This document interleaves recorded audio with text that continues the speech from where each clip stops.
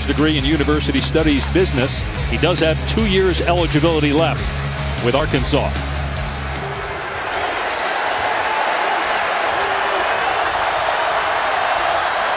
And he's going to hand it off to Boyd, who's a really good back, but hard against that great defensive line, even though it's a young group up front for Bama. Pickup of 1. And Nick Starkel has unbelievable talent. You watch him throw the football, it's a beautiful thing.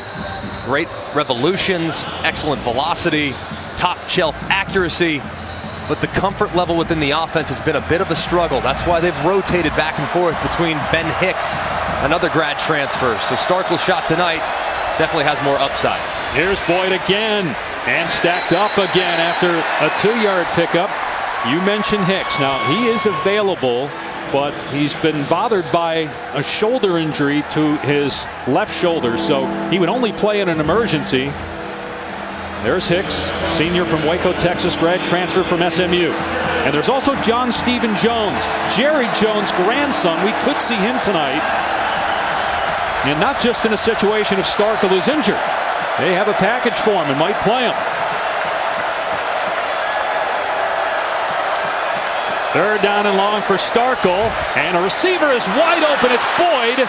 And he is out to midfield. Mistake by Bama, defensively giving up 22 yards on 3rd and 7. And if you look at the man coverage that's supposed to be played, this is supposed to be man coverage. And as soon as that back releases, it's got to be Markel Benton that releases with him. Benton opting to rush and not covering his man. A good job by Starkel locating for the first down conversion. There are 4 true freshmen who start on defense for Alabama. Starkel, and just throws it into the ground. They were trying to set up a screen to Whaley, but there were 3 tied defenders there. Greg, that's a good start for Alabama defensively, because if there's one thing we know we're going to see from Arkansas tonight, it's going to be a heavy screen game in a variety of different ways. So Alabama obviously dialed in. They know that's such a big point of this Arkansas offense. Yeah, they will prioritize the screen game, especially against this pass rush. Going to be a handoff here to Whaley, trying to find a crease, and he gets spun down by Christian Harris, one of those true freshmen.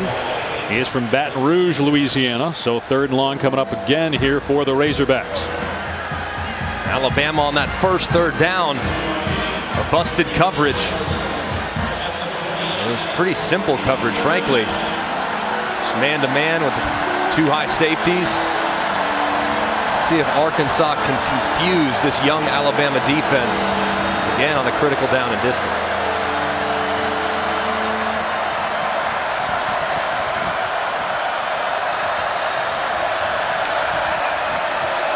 Pressure coming off the edge. Starkel's pass batted in the air and incomplete. That was Terrell Lewis, who's been on fire lately for Alabama. He's got 6 sacks on the year in the face of the quarterback. And a good job here by number 33, Anthony Jennings, who's lined up right there. He knows he's not going to get home. He's just standing watching the quarterback's eyes. And as soon as Starkel removes that left hand from the football and prepares to throw, Jennings goes skyward and gets a hand on the football. Sam Loy on the punt, try to pin Alabama deep, just got it away. High kick but short, and the fair catch made by Waddle around the 18-yard line. Now let's introduce you to Mac Jones, 21-year-old redshirt sophomore from Jacksonville, Florida. 4-star recruit, ranked the 17th best pocket passer at quarterback in the class of 2017, making his first career start tonight. He's played in 20 games, but most of those as the holder. He came in the 2nd quarter for Tagovailoa last week and was 6 of 11. He has some talent. Not quite as talented as Tua Tagovailoa naturally. Has a good understanding, and they expect him to play very efficiently tonight. The backup quarterback is Taulia Tagovailoa. Tua's brother is a true freshman. They run Harris on 1st down.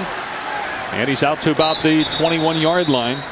Keep in mind as we introduce you to Mac Jones tonight that, and Greg, you obviously played quarterback, so you know what it's like to play for Nick Saban. But this is the first time a backup quarterback has started for Saban due to injury. Yeah, it's amazing, and it's a testament to the Alabama offensive lines over the last 12 years. Not a lot of jerseys, that were dirty at the quarterback spot. And Mac Jones stepping into a tough spot here, obviously, for one of the best players in the country in Tua Tagovailoa. On 2nd and 7, here is Jeudy on the pitch. He's got great speed. And Jeudy is up to the 35-yard line. He's got 46 catches now on the year. This is just such a tough play to defend. You have Najee Harris running to the right, faking outside zone to the right. You have Jerry Jeudy, the Biletnikoff Award winner from a year ago, coming right underneath on the jet sweep. And that's a pretty easy completion for Mac Jones to get his night started. Alabama gets the edge. Look out. Yeah, absolutely. That much speed is so tough to contain.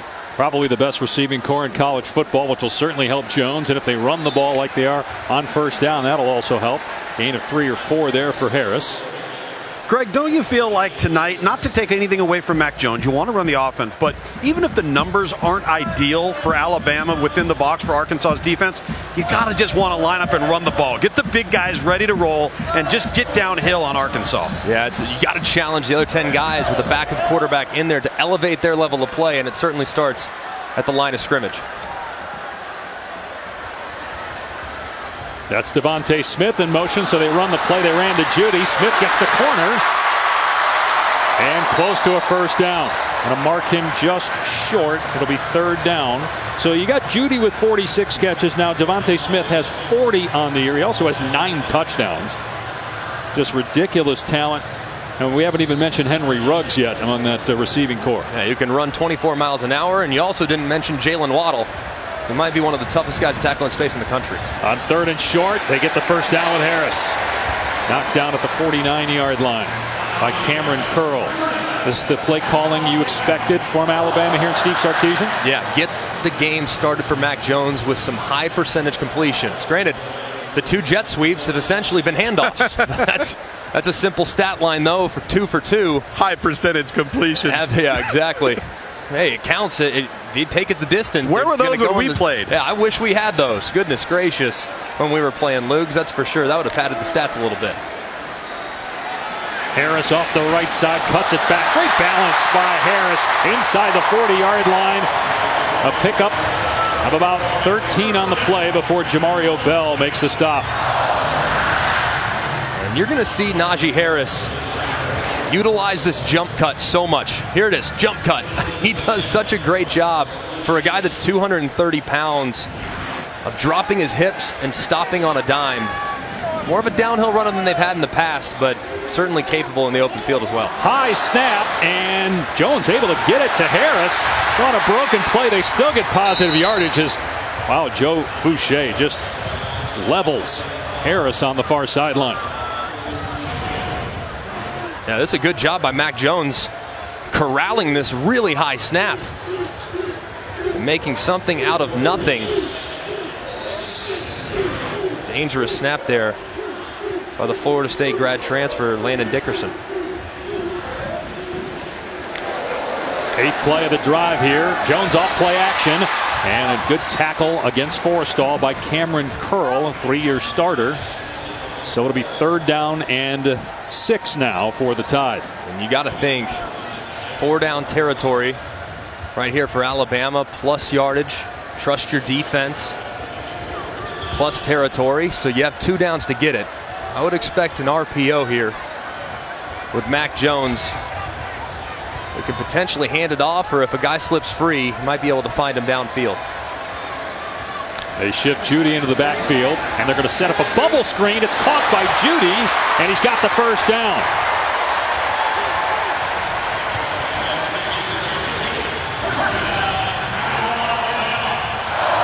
It's a really nice design and a great catch by Jerry Jeudy. One hand stabbing that one out of thin air. Really nice design to get him on the edge. It's essentially like doing a toss sweep to Jerry Jeudy, and you get him on the edge. He's going to make a lot of guys miss, and he's going to make a lot of yardage. Another high snap. Jones on the rollout, looking for the throwback, and it's caught inside the 20-yard line by Forrestall. He's done a good job so far on those high snaps. It's another first down for Alabama. Yeah, another high snap, but he stayed composed, kept his poise. but was a little fortunate right there because Bumper Poole, had he been looking in the backfield and located Forrestall on the over route, he might have been able to make a play on it. A good throw by Jones. And they run Brian Robinson here, stacked up after a gain of 1. Let's go back. That catch by Judy with one hand. It's something Nick Saban and both he and Steve Sarkisian were telling us. You know, you take it for granted with a guy like Tua. He's so accurate, not just on deep balls, but on a screen pass or leading a guy where you get it to a talented player that can do something in the open field. And you see here the difference. Judy has to make a great play just to keep that drive going. Yeah, and these receivers are good enough to make the quarterback right if the ball is just slightly off target. Just amazing when you watch Tua. The receivers almost never break stride. I mean, the ball is pinpoint accuracy right on the face mask, even on difficult throws. Jones on 2nd and 9, and it's pulled in and then dropped. Devontae Smith, the intended receiver, so it's going to bring up another 3rd down and long. That was Monteric Brown in coverage. Let's see if Brown got a hand in here. Yeah, he did. Nicely done. That was a really accurate throw there, though, guys. That's exactly what this Alabama coaching staff wants from Mac Jones. That's a catchable ball, and you got to make that play for your young quarterback. And it was on time, too, but got to give credit, too, to Brown, the defensive back, running up and creating that contact. That's the first incompletion of the game for Jones. 3rd and 9 from inside the 15-yard line. Jones in trouble, eludes one defender, and now will tuck it and slide. Ooh, no contact late. No flag, though, from Gabe Richardson, and so it'll be 4th down, and Alabama will bring on the field goal team here. Let's see if there should have been a penalty. No, I like the acting job by Matt Jones, though. I like the acting job for sure. Oh, he hit me! No, it's that was well within the confines of the rules. I was right in front of that. That was a beautifully acted job. That was perfect. That was perfect. Sometimes you'll get one. You never know. So Joseph Bulovas comes on for a field goal. He's 3 for 5 on the season, as long as 36. This is a 31-yarder, and it is good. So Alabama on the board first here in Tuscaloosa.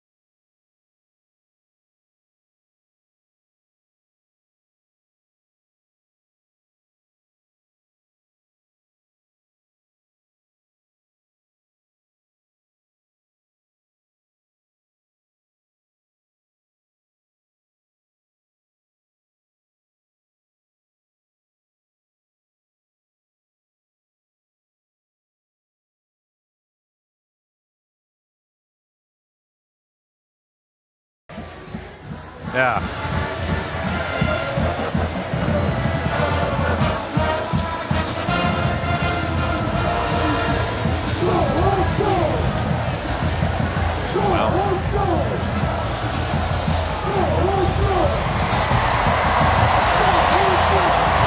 And man, Matt, they played in some crazy games, almost beat Clemson earlier in the year. Here it's 3-0 Alabama after a 14-play drive that took 6.5 minutes off the clock. They had to settle for 3, as you saw.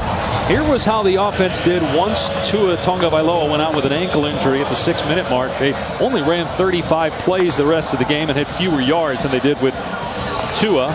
The coaches are saying yesterday, look, we can sit here and talk about how well Mac Jones played in that game, and nobody's going to believe us because the comparison is Tua. Yeah. It's impossible shoes to fill. But you can do it admirably, and he did so by making good decisions and not make any key mistakes last week. Bulovas, and it was a fair catch signal. Warren has it. It'll come out to the 25.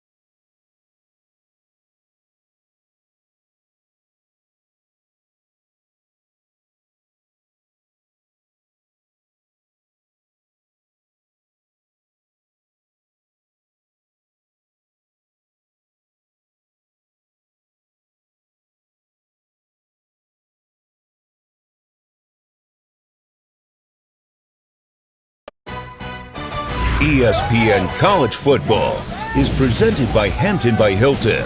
College football stays here. Book now at Hampton.com. And in part by Auto Trader, the only one with Kelley Blue Book. Finally, it's easy.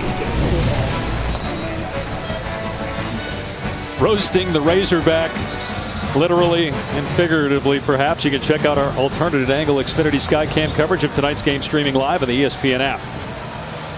With Greg McElroy and Tom Luginbill, I'm Dave Pasch back here at Alabama, where it's 3-0. Arkansas was able to move the football out to midfield. As you check out the LED lighting, how distracting has it got to be for Arkansas? It is different. I mean, it's pretty neat. I'm not going to lie, it's pretty neat. But as a road team, I'd embrace it. This is cool, man. You know, Saban just loves it. Oh yeah, exactly. It's not exactly old school. I would tell you that much. Sure, he's really worried about it. That's the first thing that's on his mind Sunday morning. Starkel dumps it off, and able to break a tackle is big Treylon Burks. True freshman, 6'3", 200 pounds. He's out to the 40 for 15 yards. Take a look at tonight's Chick-fil-A Impact players. Yeah, when you look at this offensive personnel for Arkansas, it's actually pretty good. I mean, pretty solid. Running back Rakeem Boyd, Cheyenne O'Grady, those are their two bell cows. Those are the guys they need to play well to stay in this game for sure. And then on defense, Xavier McKinney in the back end, veteran guy, excellent leader. And of course, Terrell Lewis, one of the best pass rushers in college football. John Stephen Jones is in the game at quarterback now. His first game of the season, redshirt freshman swings it out to Boyd, and Boyd carrying tacklers before he's leveled by Battle. Got the first down at midfield, so he comes in for one play, then heads back to the sideline. From Highland Park High School in Dallas, his backup was Chandler Morris, who is current Arkansas head coach Chad Morris's son. And as we mentioned earlier, Stephen Jones, the father, and Jerry Jones' grandpa, both are here. Cowboys have an off week.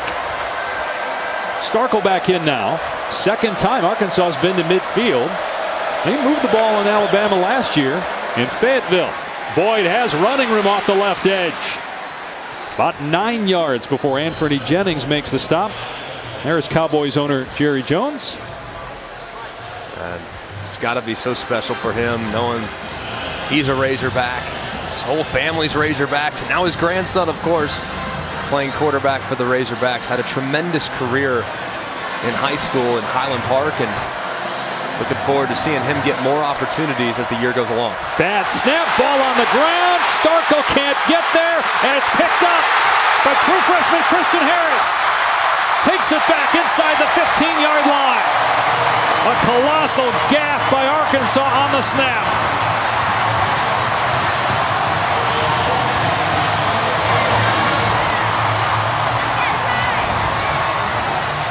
The snap was fine. Little high, but accurate. One that Nick Starkel should absolutely be able to handle. He doesn't. Running back collides with him. Can't get to the football to recover it. Terrell Lewis coming off the edge. Kind of edging Starkel away from the football. And out the gate goes Christian Harris. Good job, though, by Treylon Burks catching him, or else it was going to be 6 for sure. The 32-yard return by Harris. We mentioned Arkansas able to move the ball twice, but hasn't been able to come away with any points. And now Alabama's going to start this drive in the red zone.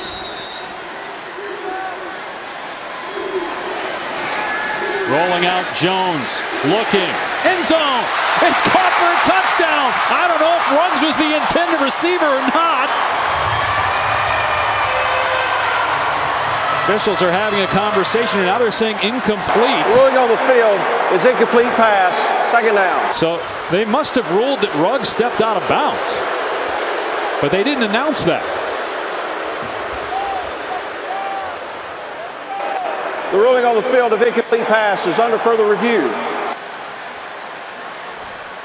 So let's see what happened here, because looked like he was in bounds there. Devontae Smith looked like he was the intended receiver. The ball sailed over his head and ends up in the hands of Ruggs. So why do they say that it was incomplete unless he's juggling? I don't think anybody saw him catch it.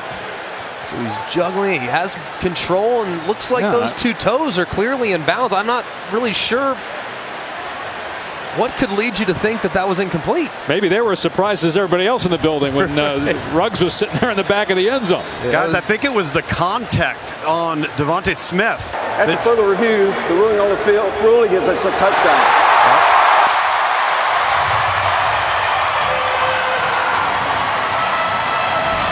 So Mac Jones with his second touchdown pass of the season. Ruggs with his 6th touchdown catch and his 23rd of his career.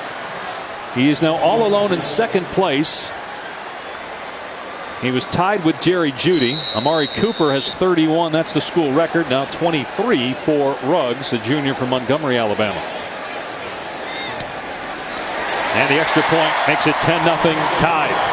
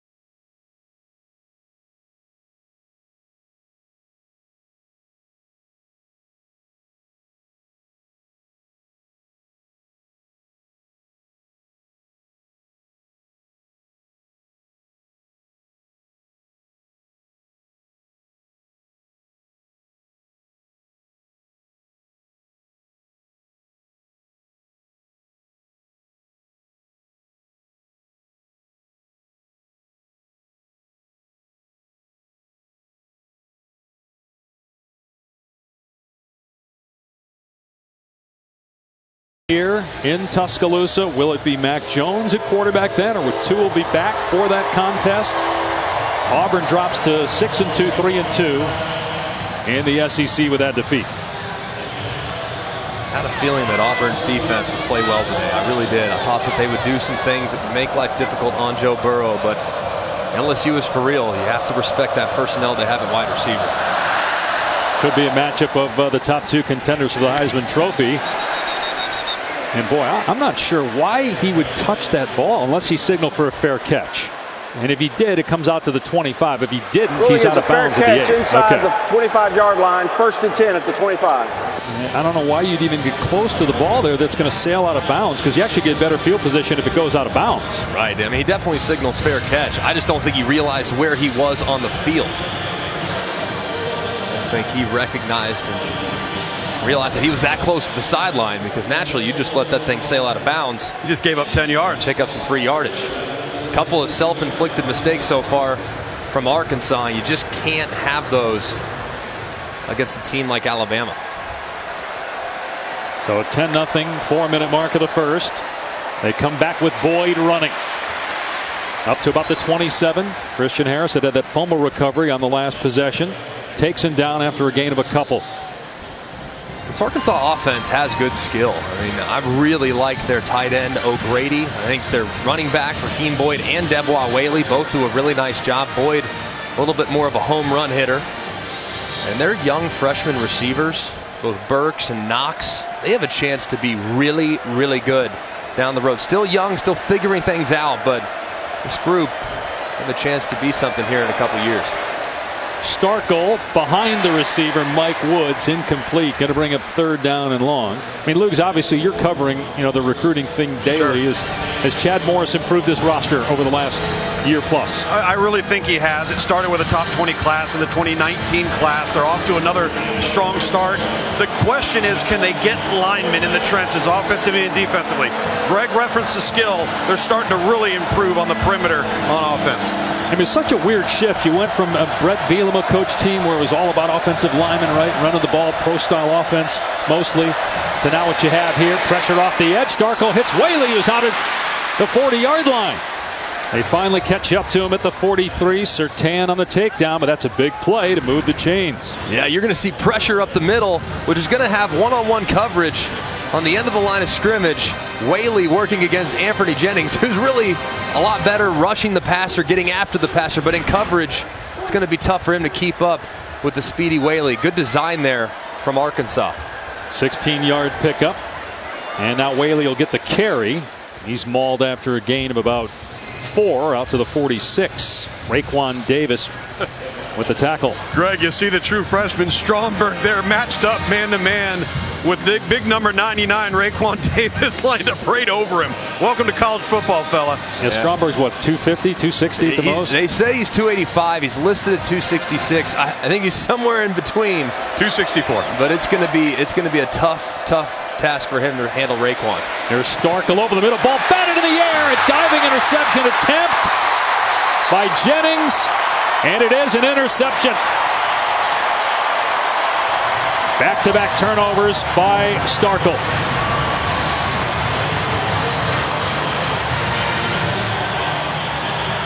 Does he secure the catch? And looks like he does. And that was a great effort by Anthony Jennings off the deflection. The ruling on the field of a catch and an interception is under further review. Boy, it looked like he got it. Carter deflected it. That's got to be disheartening. Again, Arkansas able to move the ball to midfield, but a turnover. Great job of getting the forearms under that football. Yeah. Back in a moment. We'll look at it during the break, tell you what happened.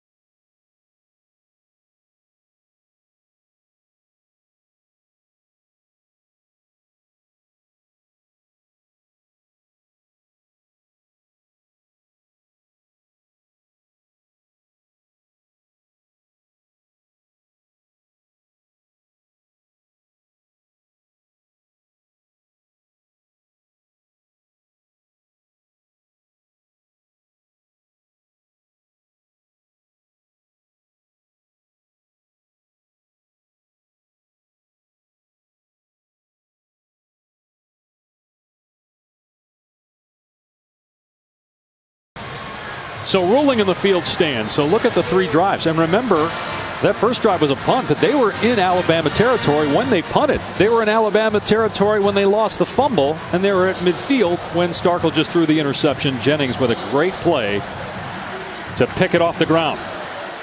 You got to give Alabama credit for taking advantage, but Arkansas has got to be looking themselves in the mirror there on the sideline thinking, man, we're doing some nice things offensively. We just can't keep shooting ourselves in the foot.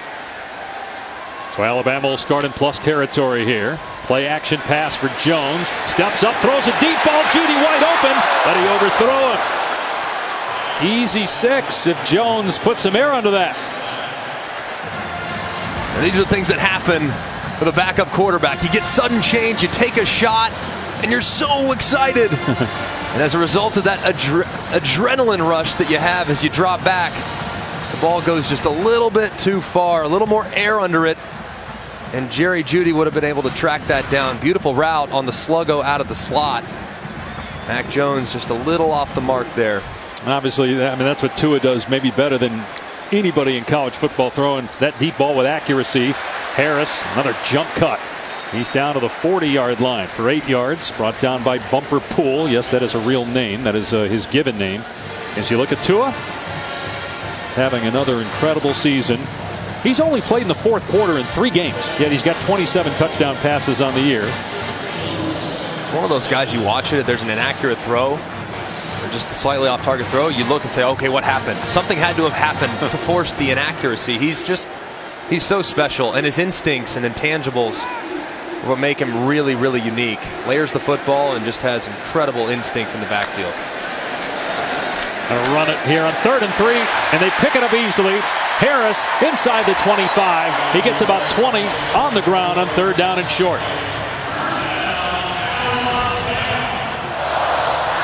This is a nice job on the left side of the offensive line. Look at number 55, Ekiyor, getting up to the 2nd level. This offensive line, they've been kind of shuffling at left guard, but they're starting to settle in the trenches for the Tide. Devontae Smith out in space. Greg Brooks, true freshman, made the hit at the 14-yard line, so that's 7 more yards. Entering tonight, some of the numbers for Alabama. I mean, the yards after catch and yards after catch per reception off the charts. And that's like a pretty amazing stat. And it's a credit, obviously, to the receivers, their yards after catch, their ability with the ball in their hands, but it's also a testament to his accuracy. And those guys catch the ball with a full head of steam. Here's Jeudy, and he's able to break a tackle, and he's heading in. Touchdown, Alabama.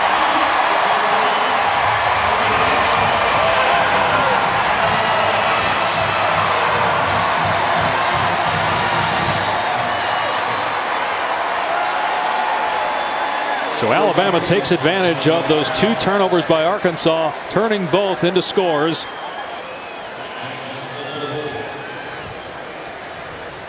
Bulovas on to make it 17-zip.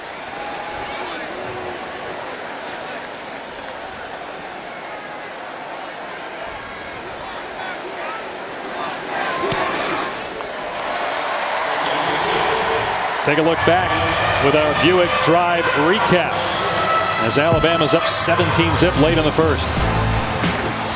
It's just a beautiful job. I want you to watch. I know the touchdown obviously goes to Jerry Jeudy, but this is made possible by Devontae Smith.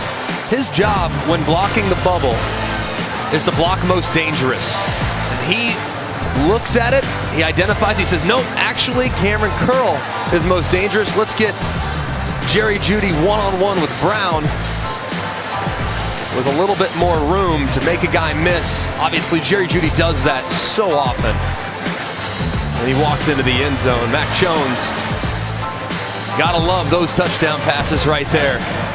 High percentage, Greg. High percentage. I love it. I'll tell you, the plan from Steve Sarkisian to get him integrated into this game, get him confident, has been exceptional. I don't know if they've had great field position, but offensively their plan has been right on point with this guy. Yeah, a lot of very high percentage completions, and the one touchdown obviously in the back of the end zone. That was the one that was a little bit more difficult, and it was a little dangerous as well. It resulted well for him. Warren elects not to call for the fair catch here. He's across the 20 and bumped out of play near the 25. Let's go to Matt Berry.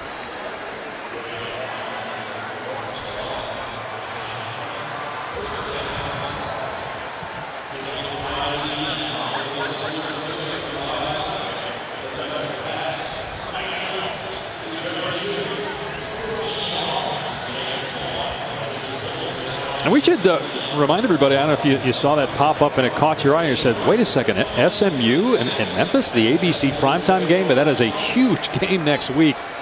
SMU undefeated. Memphis is playing tonight at Tulsa. That'll be a fun one. Our ABC primetime game next week. As Boyd leveled after a pickup of about 3. That was Fidarian Mathis with the hit.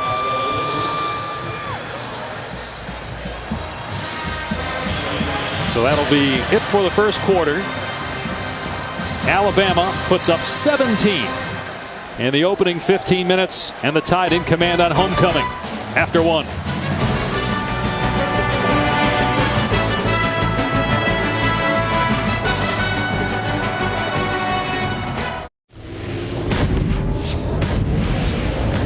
ESPN, home of the college football playoff. You're watching the SEC on ESPN.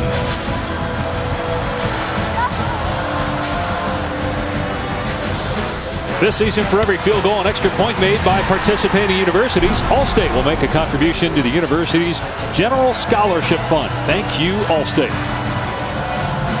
Dave Pasch, Greg McElroy, Tom Luginbill. Another shot of Tua Tagovailoa, injured last week against Tennessee. Surgery Sunday. It's called tightrope surgery. Could be back for their game against LSU. Battle of unbeatens, 1 versus 2 in 2 weeks here in Tuscaloosa. Starkel's pass knocked down again. Second time there's been a batted ball, and Treylon Burks was open. It was a really nice design by Arkansas to get Burks running on a slant. But a better job yet again on the end of the line of scrimmage. You see number 33, Anthony Jennings, knowing he won't get home, not on a quick hitting throw. So instead of rushing the passer, go vertical, see if you can get hands on it. Second time tonight he's been able to. Yeah, and then he also had the interception.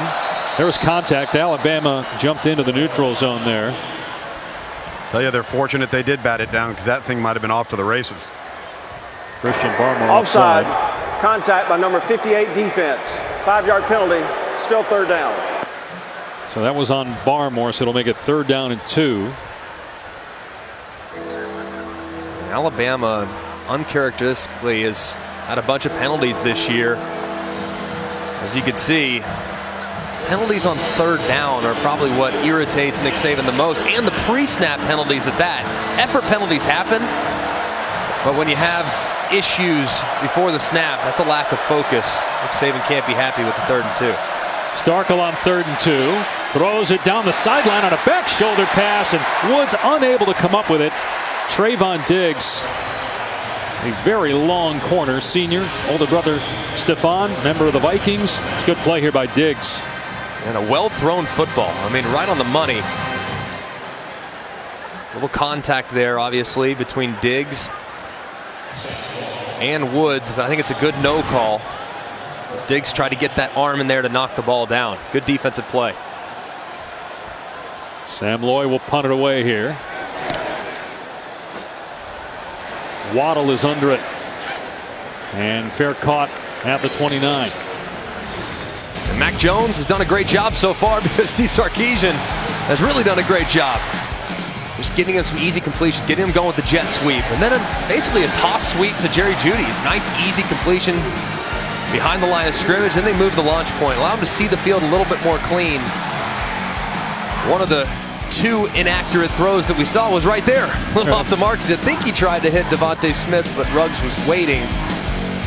Very conservative plan so far from Alabama, but they've executed very well here through the air in the first quarter. He had only 50 attempts in his career coming in. Originally committed to Kentucky. Hands it off here for Robinson. He's out to about the 37. Jones, only the 10th starting quarterback for Nick Saban. You were one of them. Is that the Aflac trivia question? I have to name the other 9? Is that yeah, we're gonna, yep. I get the sense you're setting that up. Well, you got one right. get 9 more. Devontae Smith in the open field, inside the 30. And finally dragged out of bounds at the 16-yard line. 44-yard gain. A great job here by Mac Jones reading this safety. This is an RPO. He can hand it off, and if that safety comes up and plays the run, He can hit that void on the slant. Great recognition and an accurate throw and excellent run after catch. Pump fake. Jones looking and now throws it away. Ruggs in the vicinity. No, Greg, you talk about the accuracy on that slant throw. We talked about that coming on air. Allowing Devontae Smith to pluck in transition without making an adjustment is the difference between a 10-yard slant and a tackle and a 60-yard gain. Good run after catch. And talking to Steve Sarkisian, they say Mac Jones very comfortable in the RPO game. That's such a feel thing and takes a ton of reps to get really dialed in, but he said that's something that Mac has done very well and clearly on display with a couple of nice throws on RPO game. Robinson running and keeps the feet moving. It takes a handful of Razorbacks to stop forward progress at the 14, so a gain of a couple. How about this? Only 16 yards in this game have not been after the catch for Alabama. Again, it's a little bit misleading because you're talking about basically run plays that they're passes. Right. But that's offense nowadays. Get guys in space, get them running. And here comes Jerry Jeudy back on the field after a substitution. might want to cover him. Keep an eye on Ford. He's obviously one of the best receivers in America. Receiver screen game's been really good down here in the red area for Alabama. Yeah, it has. So 3rd down and 8. Jones from the pocket. It's caught by Ruggs. He's got the first down. And he's tackled just short of the end zone by Fouché. It'll be 1st and goal for the Crimson Tide. And this is a good job by Mac Jones going through his progression. He's trying to work Jeudy on the post, but because of the defense dropping deep and the safeties being over the top, just come to your check down. Nothing wrong with that.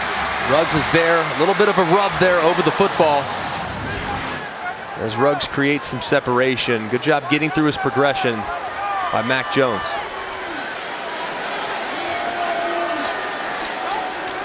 Here's Harris. No signal yet. It's a touchdown. 23-0.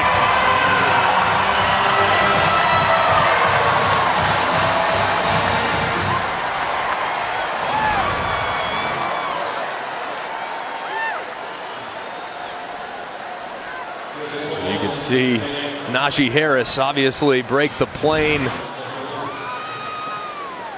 It's been a great start for this Alabama offense. That's 8 touchdowns on the year for Harris. 4 receiving, 4 rushing. He's pretty good. Brian Robinson as well. And think about it, they lost 2 guys to the NFL from last year's squad. Josh Jacobs, 1st-round pick from the Raiders. Damian Harris chosen by the Patriots in the 3rd round. That's how it is at most positions now, though, at Alabama. Lose a guy to the league, just replace him with a guy that's equally talented. The point after makes it 24-0. It is all Alabama and Mac Jones' first start as the Tide quarterback. Winter green, fresh skin, baby, got a spray tan, circled up truck, Silverado headlights, we got all the makings. Coming up tomorrow on Sunday Countdown, Randy Moss sits down with Tom Brady to discuss his quarterback's future. A lot of rumors this week surrounding whether Brady will be back with New England. Also, Randy going to rank the best catches from college football. And Bruce Lee turning Christian McCaffrey into an MVP contender. Can't wait to see what that's about. Week 8 Sunday NFL Countdown tomorrow morning, 10 Eastern on ESPN. Tom Brady playing for someone other than the Patriots? There's no way. I'm just not buying it. I'm just not buying it. Stop it. I am not buying it. Well, first of all, you know he wants to play till he's 45 at least. That's 3 years away. As, boy, rough there. Perotti steps out of bounds at the 2-yard line. What a disaster. I mean, it's one thing to get blown off the ball or to get beat by better skilled players, but the mental mistakes and the turnovers by Arkansas is just a disaster. You just got to have more awareness. I mean, you got to know where you're at on the field. Of course, clearly, you see that toe out of bounds, the official all over it. I mean, this is twice this has happened by returners. Alabama's #1 in the country. They don't need any additional help. Right. And you're helping them with careless mistakes and not having awareness as to where you are on the field and turnovers and just kind of inexcusable errors. Now you're backed up, and that student section going wild. Whaley into the awaiting arms of Raekwon Davis. Those are some big arms. Gets him to the ground at the 4-yard line. Davis is a senior, but it seems like everybody else in that Alabama defense is a freshman. Either redshirt freshman or true freshman. These are the true freshman starters at one point on defense, 6 different guys. It's not unusual to have a true freshman starter or 2, but to think that there's been 6 that not just started, but have started and played sometimes 4 at a time, 5 at a time in some cases. So it's been a bit of a work in progress, and I think Nick Saban's pleased with the talent. Just some of the recognition is still a bit of a work in progress. Starkel to throw from his end zone, and it's incomplete through the hands of Trey Knox. True freshman receiver couldn't hang on. And look, we saw in the College Football Playoff National Championship game last year some holes defensively. We saw it when we did the game in Fayetteville against Arkansas. So obviously the defense is what everybody's going to focus on, because we know if 2 is healthy with those receivers, they're going to be good enough on offense to win it all. No doubt. The game against LSU here in a couple weeks, though, this defense going to have to play incredibly good football to help slow down that offense. But I think they're capable. They just got to do a few things a little bit more consistently. Starkel in trouble. Dangerous pass. Incomplete. Terrell Lewis was in the face of the quarterback for the 2nd time. And the 3rd punt of the night for Arkansas coming up. This guy's emergence is enormous for Alabama. He's coming off the right side, working in a one-on-one, and they're going to continue to try to get as many one-on-one opportunities for Terrell Lewis as possible. He's finally healthy. He finally looks like the player we all thought he'd be over the last several years. Looks great. They come after it, and they just miss it. And Lloyd gets off his best punt of the day. Fair catch made by Waddle on the Arkansas side of the field, already leading the Razorbacks 24-0.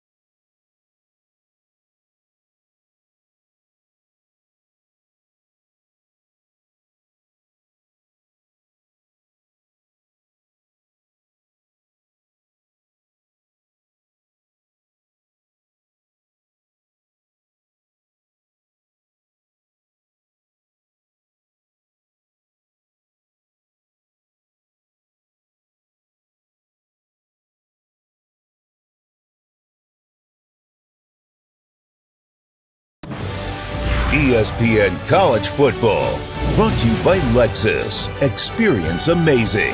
And Burger King. Get 4 cheesy tots for just $1 for a limited time only at Burger King.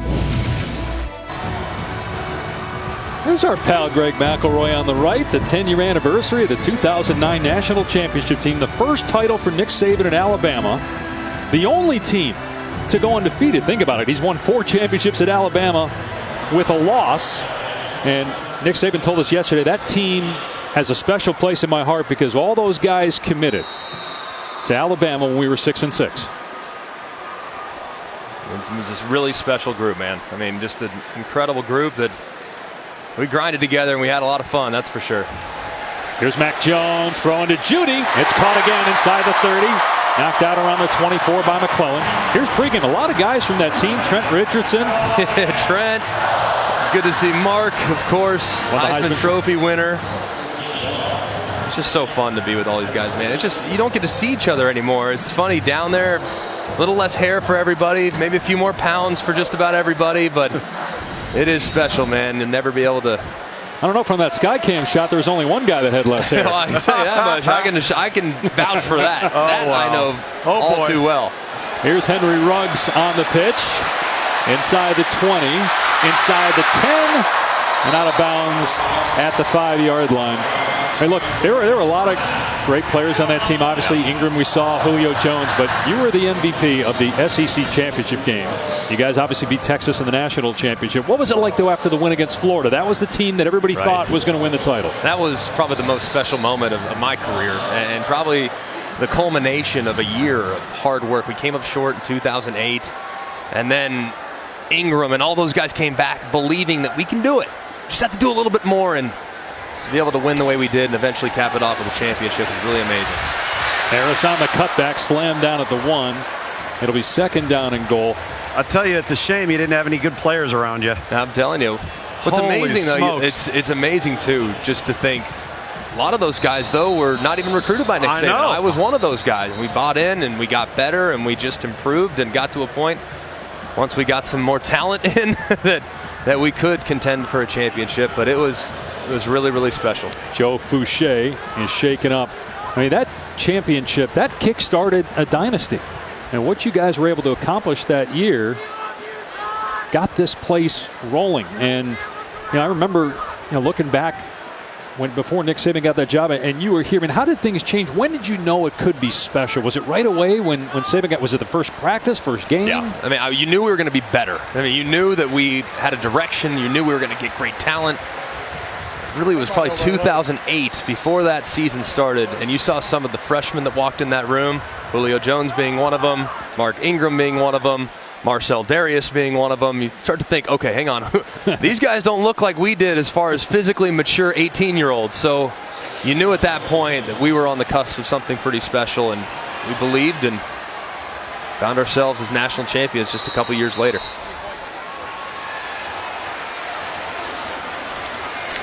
Here's Harris again. He's in. It's 30-0, Alabama.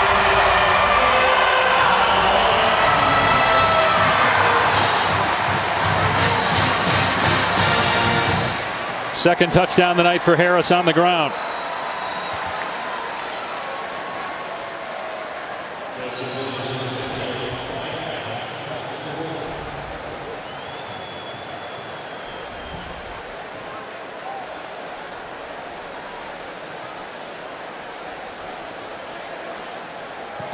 Bulovas puts it through.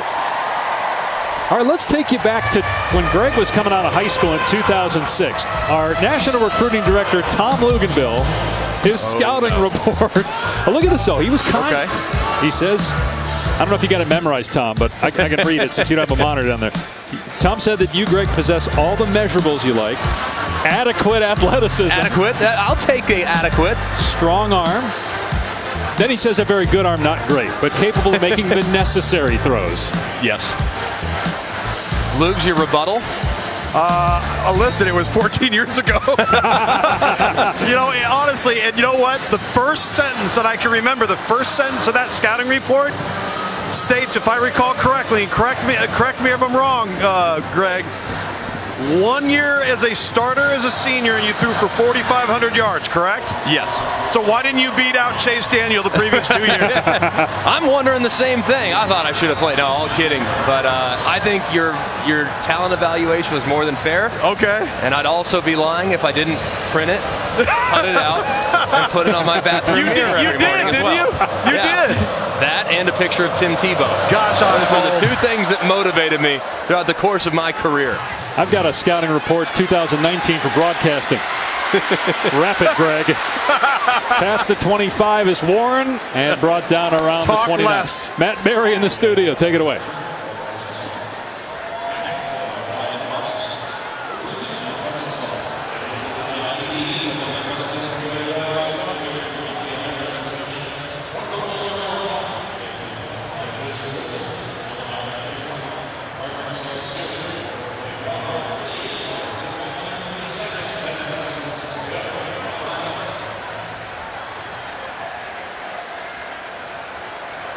Yeah, there are a lot of people that say that was only 10 years ago. Here's a good tight end, C.J. O'Grady, catching that one out to the 32-yard line. But it's 31-0 Alabama early in the second quarter here in Tuscaloosa. If you're Arkansas, you look at the score and yeah, it feels very one-sided naturally, and Alabama's dominated the first 20 minutes of this football game for sure. But Arkansas can certainly look to themselves and say, man, we've moved the football a little bit. Just haven't been able to put a string of good plays together without making a catastrophic error along the way. Play action on 2nd and 7. And Starkel hits O'Grady again. That was well defended. Only a couple yards. Tackle made by Battle. That's another one of those freshman guys, Jordan Battle, who's been a starter for this defense, and he's been asked to do a lot. The linebackers have been asked to do a lot in a very concept-oriented scheme that's going to require you to think an awful lot, and you've got to react and make plays. And I think that's why the numbers defensively have been down a little bit for Alabama. And this down has plagued them too. 3rd down. Yep. Getting off the field and not making mistakes like penalties and busting coverage. Timeout called by Arkansas. Snap. First charge timeout.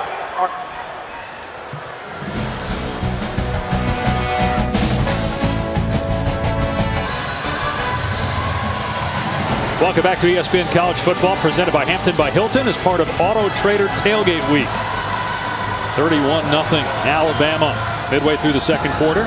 Monday Night Football, the Dolphins looking for their first win. They take on the Steelers. That's Patrick Surtain. His dad played for the Dolphins. Was a really good NFL corner. Steelers are coming off a bye week. They have 2 wins on the season. Monday Night Countdown will get you started from Heinz Field at 6 o'clock on Monday night. Kickoff at 8. Arkansas has been able to move the ball at times. They've also been backed up because of mistakes on special teams. They've turned it over twice already in the first half. Starkel, and a flag is down. The intended receiver was Burks. Anthony Jennings already has 2 passes defended and a pick. He's going to have a PI or a hold too, because he was really grabbing Burks as he tried to work across his face. A lot of contact. Before the pass, holding the defense. Penalties 10 yards from the previous spot. Automatic first down.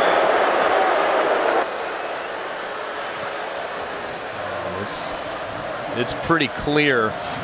Try to work a little option route, try to cross face. He has inside leverage, and Burks is trying to work the middle of the field. And look at the grab there. See those shoulders turn. It was a good job by the officials recognizing it. Starkel off play action. Another tip ball, and it's incomplete. Is that Jennings again? You had both Jennings and Lewis. I think it was Lewis that got a hand on that one, but it's hard to throw it over those 2 linebackers are so tall. Yeah, it's just the left side of the line. I mean, trying to work Woods into the flat, and you can see Lewis getting his hands up. He's so long. 6'5". Very physically gifted. Long arms, so disruptive off the edge. Trying to take advantage of his aggressiveness, but he doesn't take the bait. He goes vertical and knocks it down. Leaving the SEC in sacks. Starkel, deep ball, got a receiver, but he overthrew Woods, who would have had a touchdown. He beat Shaheem Carter. Another mistake by Arkansas. Man, this was a huge opportunity. You're going to see Woods, and he's going to work on a wheel route out of the backfield. As they pass it off, Carter's flat-footed in the secondary, and Woods is screaming. Can't miss that throw if you're Nick Starkel trying to climb out of a 31-0 hole. They've lost 15 consecutive SEC games. And that through the hands of Whaley, but again, you hit Lewis in the backfield basically on the snap, and it's 4th down.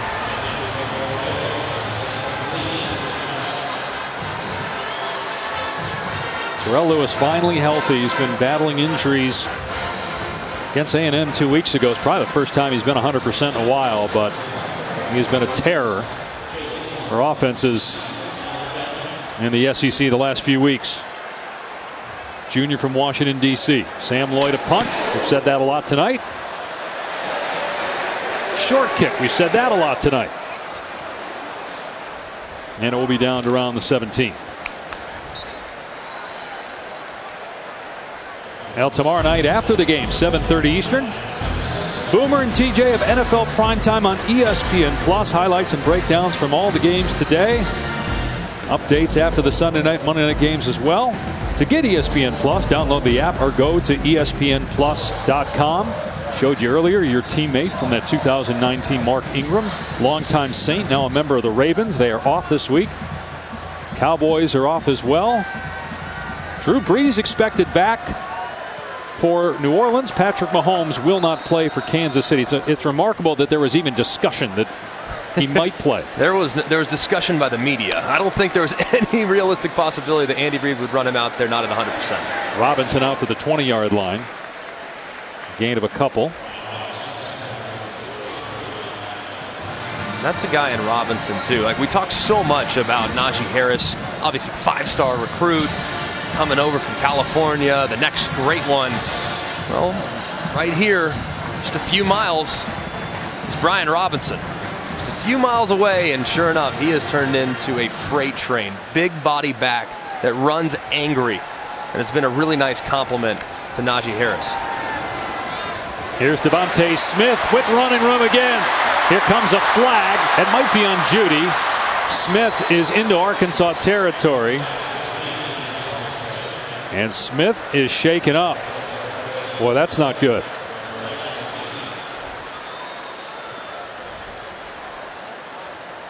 And you hate to see that.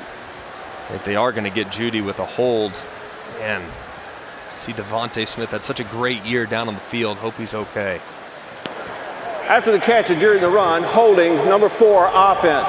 Penalties 10 yards from the spot of the foul. Replay second down. But the bigger question is, what's going on with Devontae Smith? Is he all right? Trying to shake it off. You're going to see Judy right as Devontae Smith starting to go upfield. You see that left hand of Jerry Judy grab the shoulder pads of Curl, the safety for Arkansas. And as Smith goes down to the ground, you see him land really hard on that left shoulder.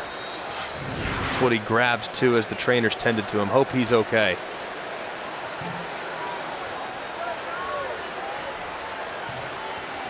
Second and 10. Judy on the wide receiver screen. That was well defended by Arkansas bumper Poole and Deshaun Harris. So short gain brings up 3rd and long.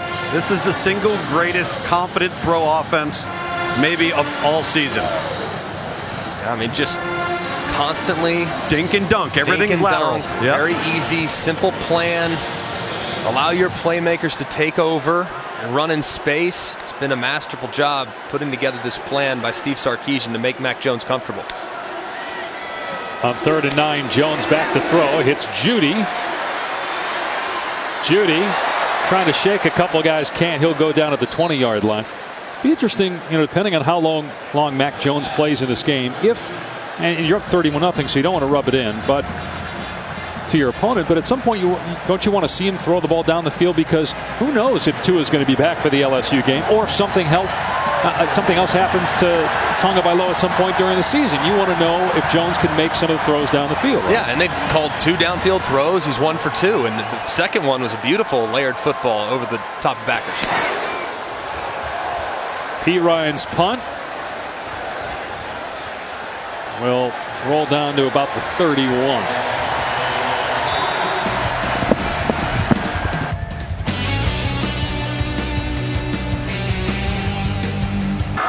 Taco Bell is celebrating student section and passionate fans like these by awarding the Live Moss Student Section of the Year. Of course, Alabama Student Section is already on the national watch list.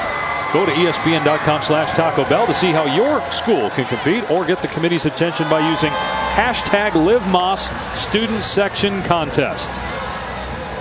Alabama's won 30 straight home games going back to September of 2015 against Ole Miss. So 4 years ago, not 05, that they lost to Ole Miss.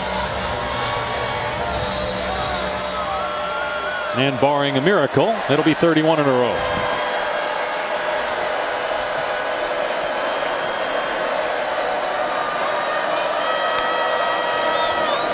Starkel with a pitch to Boyd.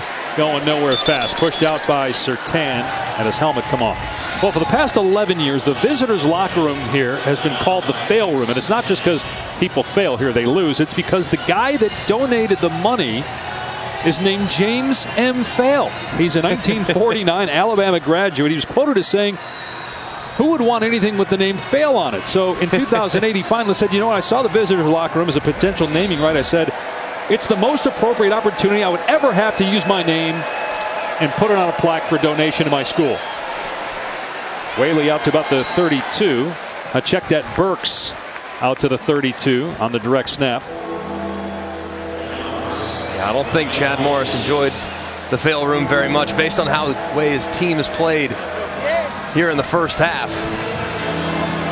A lot of self-inflicted mistakes, and Alabama's taking full advantage. Critical down here to get some positive momentum for this offense. That's the greatest name ever for a locker room. It's very appropriate. Alabama's won an FBS record 88 consecutive games against unranked foes. Many of them here as that pass is picked off at midfield by Surtain. Runs into a teammate and down to the 25. Third takeaway by this Bama defense tonight. Another fail.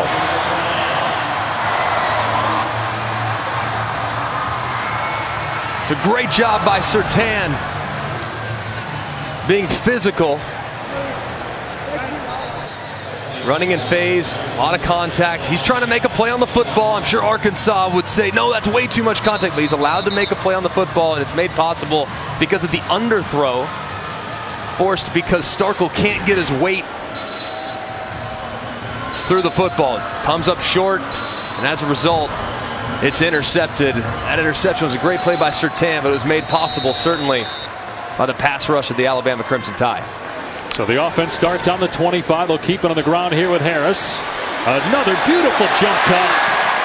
And he picks up about 15. Let's go to Matt in the studio.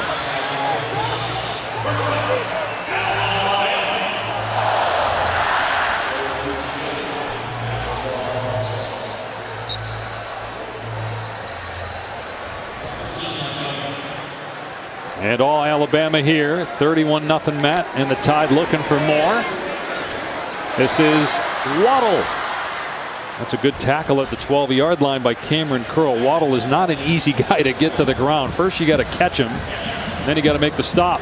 One of the first times we've seen Waddle tonight. He's a human joystick, and they love to get him, Greg, lined up in a variety of spots where they can get him isolated in space. That was a great tackle there by Arkansas. Very few people have been able to do that all year long. Unbelievable tackle in the open field. Waddle, I think he's as explosive as any receiver you'll find in college football in short area quickness. Absolutely amazing in confined space. There's Ruggs in motion. Mac Jones making his first start. Throwing to the end zone, and he overshot Judy. It'll be 3rd down and 10. Jones playing in his 21st career game. But again, most of those have been as a holder. He's 16 of 20 in this game. $186, 2 touchdown passes. And I think it's some of the incompletions that have been impressive as well. A couple throwaways. Right here, you're in field goal range. Nobody's open. Throw it to the back corner of the end zone. If it's incomplete, live to play 3rd down. Don't force anything. Put your defense in a tough spot. Jones on 3rd down and 10. The backwards pass to Harris. And they bottle him up at the line of scrimmage. Bumper Poole led the charge there defensively. Here comes the kicking team for Alabama. That's a good job, too, by the Arkansas defense. I mean, really, first time, sudden change. Alabama, good field position. They allow them to get close, but they don't break. It's a good stand after Starkel put them in a tough spot. Bulovas on. Mac Jones the holder. And the 30-yard field goal is good. It's 34-0, Alabama. Look at tonight's PlayStation Player Impact rating. Alex Leatherwood making his 23rd career start. Left tackle Jedrick Wills at right tackle making his 25th career start. Pretty good rating for both guys. Yeah, they're incredible. Those two tackles, one of the best tandems that you'll find in college football. Jedrick Wills is just so powerful. He's just so strong. And he's athletic too for a big guy. You see that combo block starting inside, readdressing out. And then Leatherwood as well, blocking down, sealing that end man on the line of scrimmage. And opening up a big hole for his running back. These two tackles have been excellent this year. And the inside part of that offensive line, guard to guard, that's been a bit of a work in progress, but I feel like they're starting over the last few weeks to really impose their will, starting to get comfortable with each other. And I think by season's end, that offensive line has a chance to be one of the best in college football. Remember, Leatherwood was a guard last year. He was the right guard, but moved to left tackle this year. Jonah Williams left, and first-round pick of the Bengals, number 11 overall. So a touchback. Let's check in again with Matt Berry in the studio.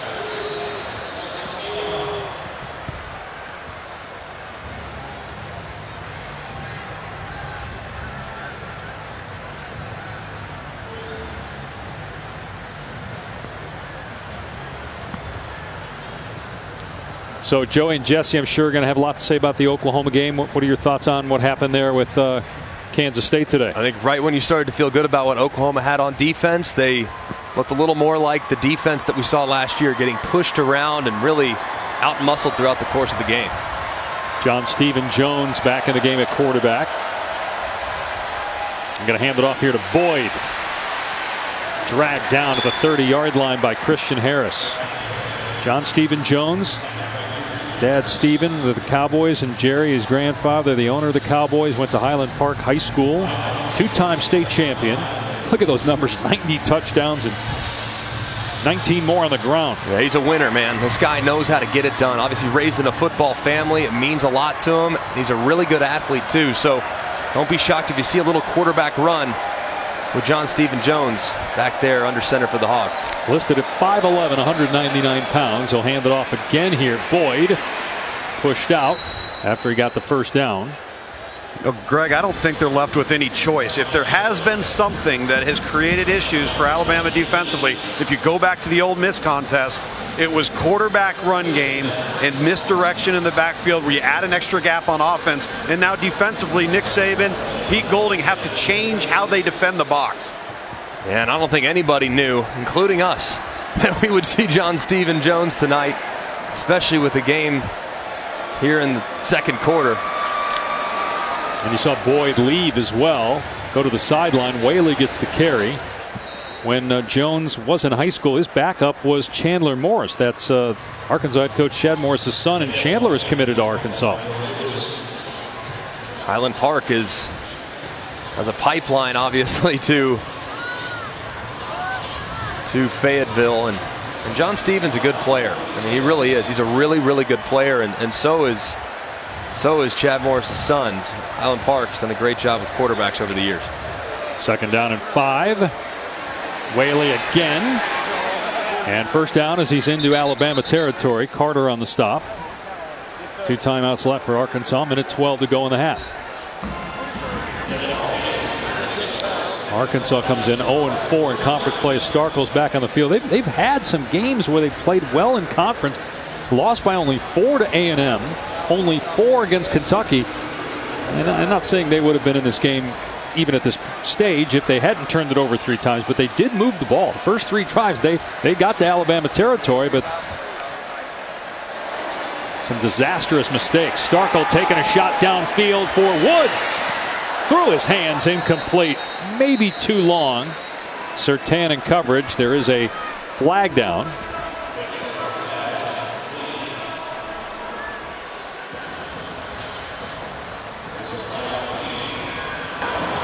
Personal foul, hands to the face, number 33 defense.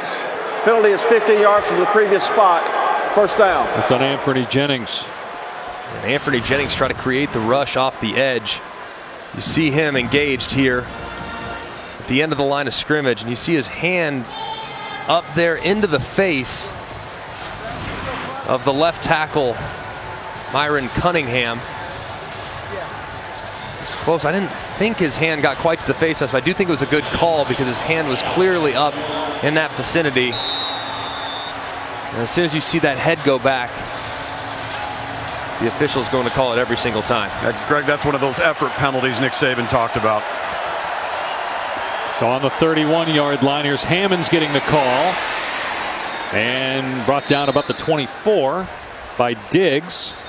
And Arkansas will use one of its timeouts.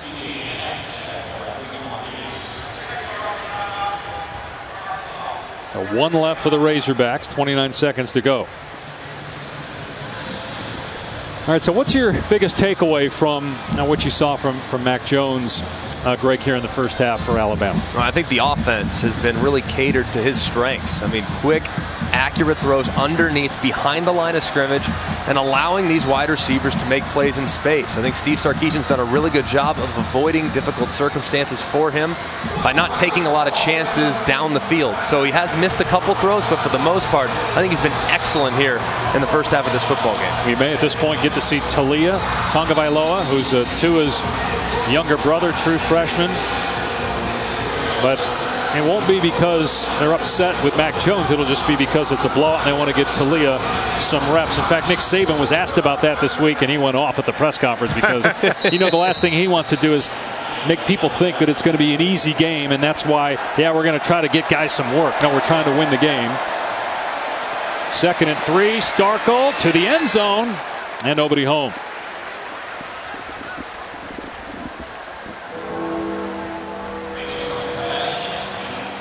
They got 125 yards, 3 turnovers, 4 punts. And with Chad Morris, I think the thing that's going to be most disappointing when he goes back and watches the tape is the mental mistakes. Not the physical mistakes or the fact they have trouble matching up physically with Alabama or from a speed standpoint, but the mental errors.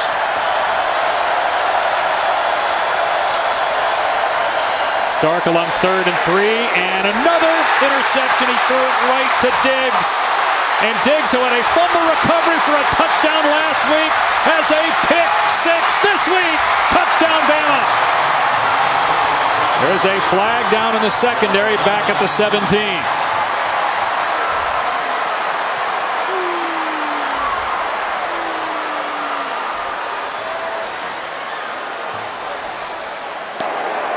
Pass interference, number 7, offense. Coaches decline, touchdown. How about Trayvon Diggs? 2 weeks in a row with touchdowns. That was an 84-yard return and a 100-yarder last week. Most in the country since Nick Saban took over in terms of non-offensive touchdowns. 4 takeaways by the defense. We spent a good amount of time with Trayvon yesterday, and this is such a likable young man, a guy that's really appreciative of where he is. He played wide receiver early on. He wanted to be a corner, but he played wide receiver. His brother Stephon, obviously an NFL receiver, as that extra point is good with the Vikings. But he wanted to be a defender. But it took him a while to get a starting opportunity, and he's played well. And it's a great job. And just look at how they pass off that snag wheel combination. He's working in perfect unison with Benton. As soon as you see the wide receiver Trey Knox come inside, they pass it off immediately. And look at how he immediately drops back to where that wheel is going to be. That's tape study. That's understanding what the concept's going to look like. And as soon as that wide receiver releases internally, you know what's coming right around the outside. Trayvon Diggs read it like a book. And he is no stranger to finding the end zone. Yeah, this, as we told you, was last week. Jared Garantano fumbles the ball. There's obviously a disappointed Chad Morris coming out of the locker room, and he's not so much concerned with the score. He said, I want to see what our team does for the next 30 minutes and then go back and watch the tape and see who's showing up on tape. The score is what it is. We've had self-inflicted wounds. You can't turn the ball over versus a team like this, particularly on the road. All of the obvious coaching comments you're going to make after a first half like that. Sure. There's Harris, who was shaken up on that last play, so Brian Robinson is in the game. Quick pass is caught by Waddle into Arkansas territory, pickup of 8. And Najee Harris going into the 10. That is not something you want to see if you're a fan of the Crimson Tide. He's been excellent this year, not just carrying the load on the ground, but also through the air. I mean, he has turned into a very versatile weapon for this passing game. And after the departure of Josh Jacobs, you weren't sure who was going to fill that void, but Najee's done an excellent job. He's got 4 touchdown catches on the year. Robinson picks up the first down. Alabama 7-0, 4-0 in the SEC. LSU beat Auburn, so when these two teams meet after a bye next week, it'll be number 1 versus number 2 here in Tuscaloosa. And Tua Tagovailoa could be back at quarterback. Hurt his right ankle last Saturday night against Tennessee, and then had surgery last Sunday, so basically gets 3 weeks in between games to get ready for the rest of the season. Arkansas will string that one out as Robinson is brought down by Dijon Harris, so a gain of 2 on the play. And when looking at Tua's injury, last year, 2018, he injured that left ankle on the first series of the SEC championship game. Obviously got surgery, same surgery as he had this year. But when you think about the quarterback position, the fact that it's his right ankle this year and he's a left-handed passer is much better than it being his left ankle. That's your plant leg. That's the leg that endures a lot of force. So right ankle is a good thing for his recovery. Jones taking a shot here for Judy. The pass is on the money. It's a touchdown.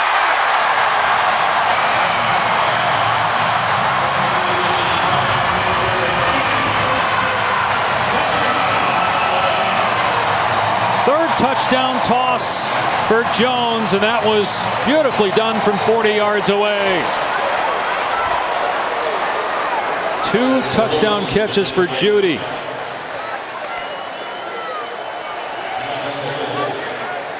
I'm sure Steve Sarkisian, the offensive coordinator, wanted to give the quarterback some confidence throwing the ball deep in case, again, he's playing against LSU in a couple weeks. Can't just do dump-off passes and jet sweeps. Jones will stay into hold. His normal job. Bulovas puts it through. 48-0 Bama. No Tua, no problem for the Crimson Tide as Mac Jones steps into those very big shoes and has performed beautifully. Deep ball on the money as Jerry Jeudy gets into the end zone again, and Mac Jones having a day in his first career start.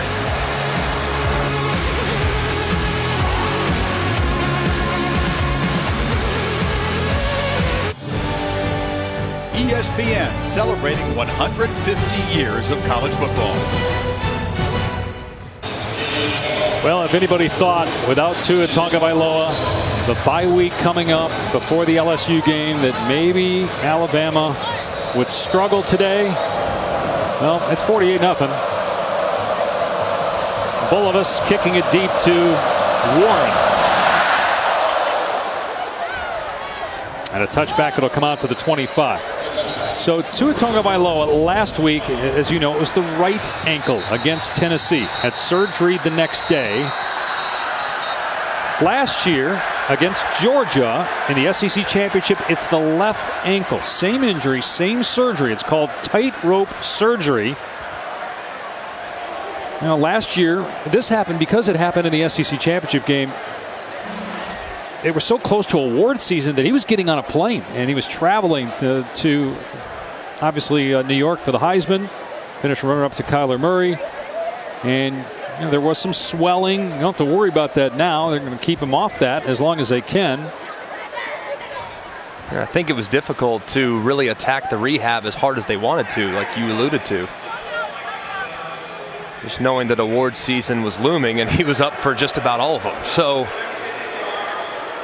they've really attacked and gotten very aggressive with their plan. They feel as though it's a little bit less severe. They feel as though the fact that it's the right ankle as opposed to the left, all those things make this Alabama coaching staff and this team feel more optimistic about his availability.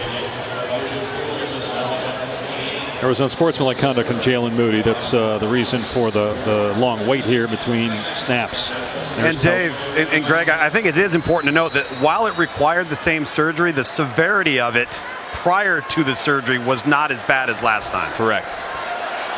John Stephen Jones starts the second half at quarterback for Arkansas, and he's going to get wrapped up and sacked by Shane Lee. So here is the tightrope ankle procedure. Go ahead and tell us exactly what's going on here, Dave, if you don't mind. Looks like a couple pins. Yeah, a couple pins. Take the bones, and they you get the screws there, and then that brings the bones closer together. They're actually little tunnels. They drill them through there and then put the rope through it. Correct. Well, it's called tightrope. And that actually allows the ankle to be stronger. So holds the tibia and the fibula together. Correct. His ankle's only going to get better after this procedure. Here's Boyd out in space past the 40 and out of bounds around the 44. So he got 11 on that play. Going to bring up third down and short. Hey Dave, what do they call the guy who finishes last in medical school? I don't know. Doctor. I knew where you were going with that one. As far as Tua is concerned, I really think that the prognosis is positive. I mean, it could have been worse.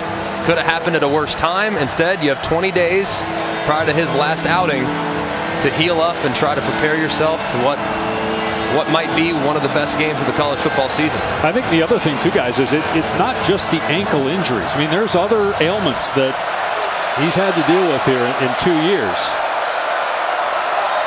And is that just being unfortunate as a timeout is called here by Arkansas, or is that something else with Tua? Back in a moment. Timeout, Arkansas.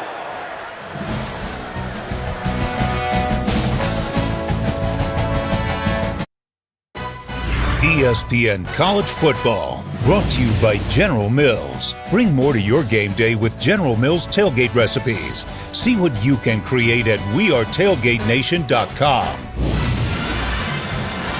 The return of the legends here to Alabama. And I'm not sure in the lower left corner there, that number 12, is it Greg McElroy or is it Ken Stabler or Joe Namath? What do you think, Greg? It could be Brody Croyle. That face mask looks a little bit older, and I had a chance to visit with the real number 12, Joe Namath, on the field before the game.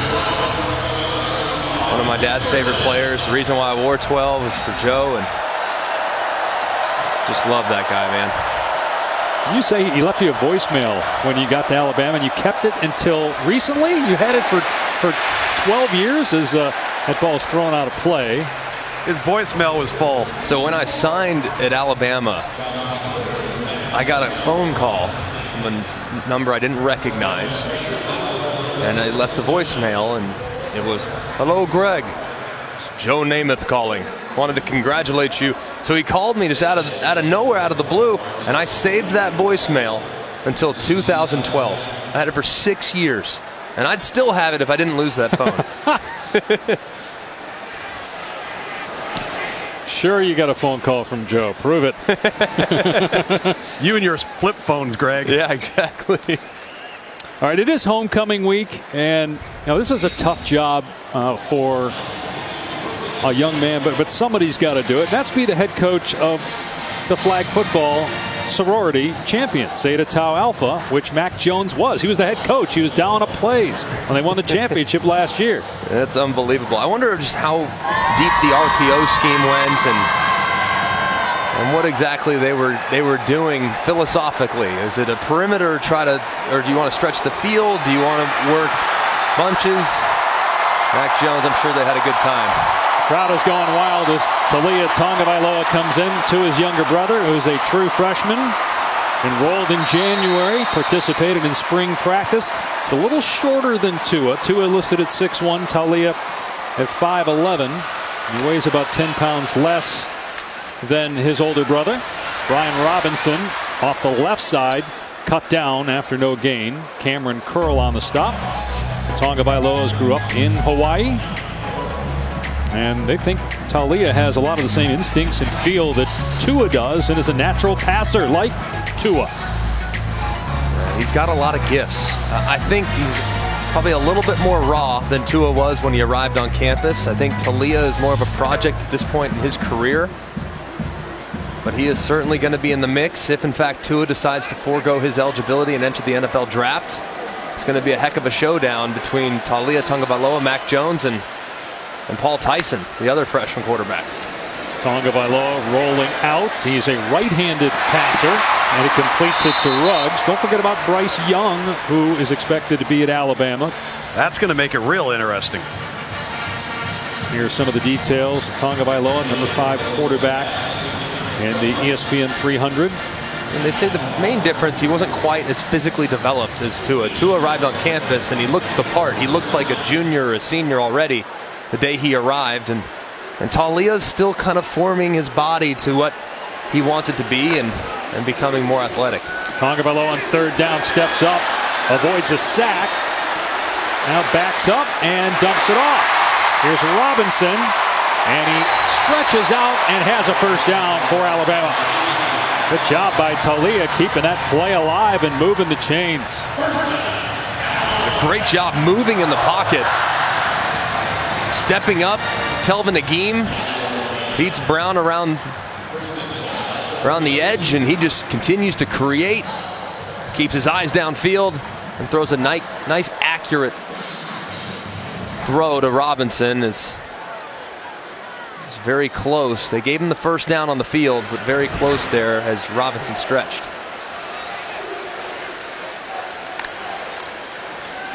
Back to the ground, and Robinson, Agim's got him in the backfield.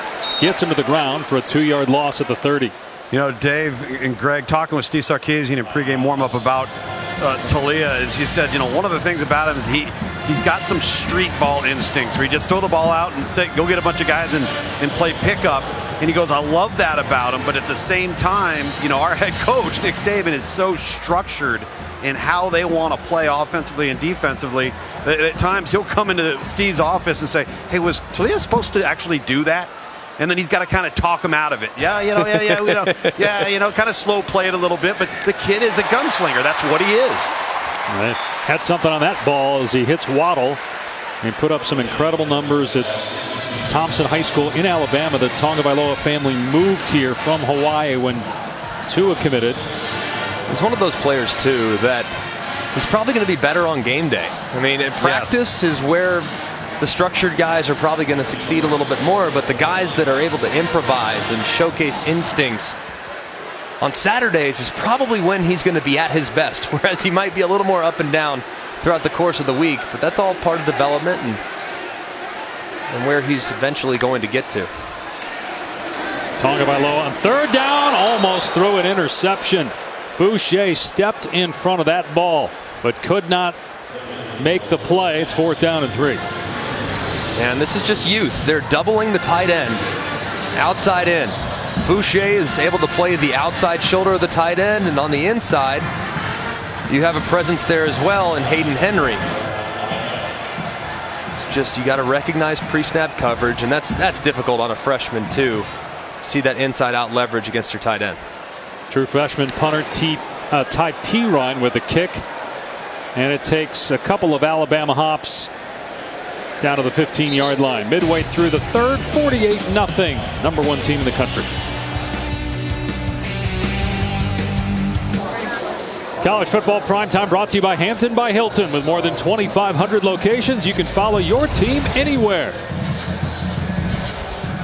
Dave Pasch, Greg McElroy, Tom Luginbill in Tuscaloosa, where the Alabama defense has been outstanding, to say the least. Yeah, they've had some up and down performances this year, but they have taken full advantage of a couple mistakes by Arkansas. You saw the fumbled snap, and then the really nice play by Anthony Jennings off the deflection. Surtain did a great job playing this back shoulder, a lot of contact, but reeling it in. Excellent pressure up front, too, forcing the underthrow, and then Diggs baiting Starkel into the wheel route and taking it to the house. This defense has done a great job of taking advantage of big-time mistakes by the Hogs. John Stephen Jones, the quarterback, dragged down at the 20-yard line by true freshman Jordan Battle. Pick up a 5 for Jones. You got to think, Dave, if you look at this defense for Alabama, you can see obviously the production that they've had with 7 points, more so than Arkansas, and the amount of return yards off the turnover is pretty remarkable. But you got to think this Alabama defense, with the youth that they've relied on early in the season, is only going to get better and better and better as the season goes along. They have some big tests lying in front of them, but you got to love what you've seen tonight. Whaley going to be close to the first down. Looks like he's got it to the 25 before forward progress is stopped. Well, they have the bye week, then they have LSU here in Tuscaloosa. They have to go to Mississippi State. Then they have Western Carolina, and then at Auburn, and that'll be at least a 2-loss Auburn team that they face in the Iron Bowl.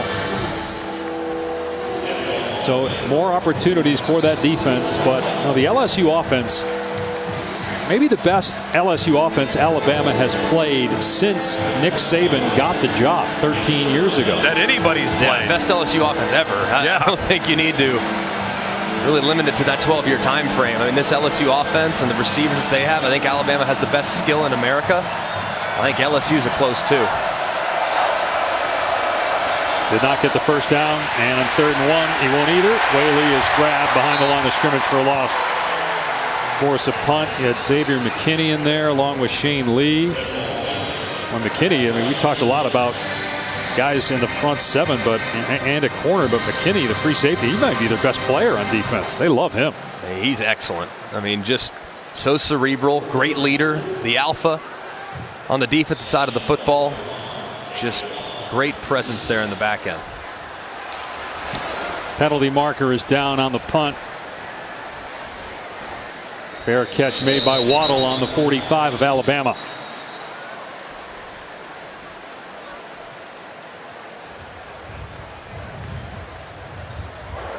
Offside, number 1 defense lined up in the neutral zone. The 5-yard penalty results in a first down. Yeah, and that's going to drive Nick Saban crazy, right? Because it's the little things here. You got a 48-0 lead. Using these moments as teaching opportunities. Try to. Now, you were saying to us yesterday, I mean, so many times you're trying to convince guys that it wasn't a perfect game. Because he's saying, players are like, well, hey, we won the game, coach. What are you mad about? But it's stuff like this. You see, I mean, they're lined up. Looks like it's over the end of the line of scrimmage. I mean, it's really tough to tell from that angle, but it does look as though he is in the neutral zone. And Nick Saban, this is what he does all the time. The better you play, the more he yells. The worse you play, the more he loves you up. It's amazing how he's able to adapt to what he thinks his team needs. So on first down, they run Boyd. Gain of about 9. So the penalties continue to be an issue tonight. Now, last week against Tennessee was pass interference calls. At 60 yards in penalties in this game, averaging 70 yards. You just said that the better you play, the more you get yelled at. But I thought that maybe you didn't get yelled at, but something happened with you where he thought you weren't playing well. So what you got to tell the story here. It's a pretty good one. After this play, second one.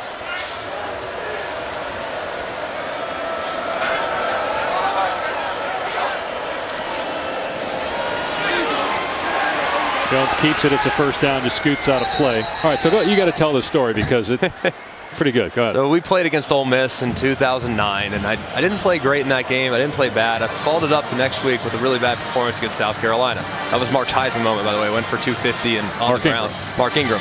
The next day, I didn't see the field well at all. Threw a couple picks, played horribly. And Nick Saban said, yeah, we're going to check you for a concussion. we are. Because there's no way that you can play as bad as you're playing and not be concussed. Of course, I did go through the concussion protocol. I did not have a concussion. It was, I was seeing ghosts, if you will. Oh, don't say that now. Greg, can you get one after this game? I'm telling you, I did not play well that night. But So what you said is true. He didn't yell at you. He just checked you for a concussion. yeah, no, there's no justifiable way for you to play that bad. That's essentially what it was him saying. And I think it was more kind of messing with you than it is anything. But that's kind of what he is. With the young guys, too, especially, he really loves you up. Okay. But if you're an older guy and you're not playing up to par, he might love you up as well. But it's dependent on what the player needs. I, for one, I needed to get yelled at. That made me a better player. And he took full advantage of that on several occasions. Hey, Luke, write that down. Greg needs to be yelled at to get the best out of him. Now, we're going to hold on to that for the rest of the season. Well, the good thing is we're on TV, so it's somewhere forever. You know, it's so interesting you say that about playing better, and then the more you yell. I mean, the biggest poisonous word in this entire organization is complacency, right? Yeah. So you're sitting there, and the moment you start to think it's going to be easy, it's so cancerous that I think that's his greatest fear in coaching. Yeah, and he was just wearing Ben Davis out on the sideline. Yeah. I mean, wearing him out. Ben Davis, a veteran guy. Quarterback keeps it here, Jones, and he gets the first down. I think Coach Saban is done. I think he said what he needed to Ben Davis. He got him a couple times. But it's amazing. The only time he'll go off in those press conference rants in weeks that they're playing Western Carolina. Right. And weeks in which they're heavily favored. He never goes on a post-game rant after they play poorly. It's only after they play really well and everyone's starting to love him up because of the rat poison that he always references. But didn't you say that in the locker room he had you guys thinking you were going to lose to Western Carolina based on how he talked about them? Right. Did you really think that, or was that just a comment you made to the media back then to make Coach look good? Whaley down to about the 20. No, in all seriousness, I mean, he created such an edge. And there was such internal competition that's amazing. I mean, you are always battling every day for your job with the guy behind you. And if that guy plays better than you, you are replaceable, no matter what. Every single guy is a little bit on edge all the time, and that makes you a better player. But, yeah, I mean, he makes the whole team on edge because you know you have to perform at a high level or else you could potentially lose the game. It's all about playing to the standard that you've set for yourself, not necessarily about who the opponent is. Here's a shovel pass to O'Grady, and that is snuffed out by Benton. That's going to bring up third down. And obviously Nick Saban, look, he comes from the Belichick tree. He was defensive coordinator in Cleveland for Bill Belichick. The two are very similar. No days off, the way they handle the media, the way they deal with their players. And not everybody can get away with it the way that those two guys have done it in their respective sports and have the kind of success that they've had. Well, that's the only reason they get away with it, because they're winning. 3rd and 2, Alabama trying to keep a shutout. Don Stephen Jones moving the team, though. Here's Whaley getting the first down inside the 10, so it'll be 1st and goal. This has to be a sight for sore eyes for Chad Morris as he's evaluating his offense right now. And they've made so many mistakes tonight. They've been able to move the ball at times, and then as soon as they take 2 steps forward, they take 3 or 4 steps back. And you just can't expect to be competitive in this league when you're making mistakes like that. But finally a clean drive, and they're in the red zone. Jones will keep it and slam to the ground at the 9. Now that's the thing. Arkansas was able to move the ball the first 3 times it had it. It just not only stalled, but they turned it over twice in Alabama territory, and Tide got out to a 17-0 lead. Alabama has not looked back. 48-0. Number 1 team in the country leads as we go to the 4th in Tuscaloosa.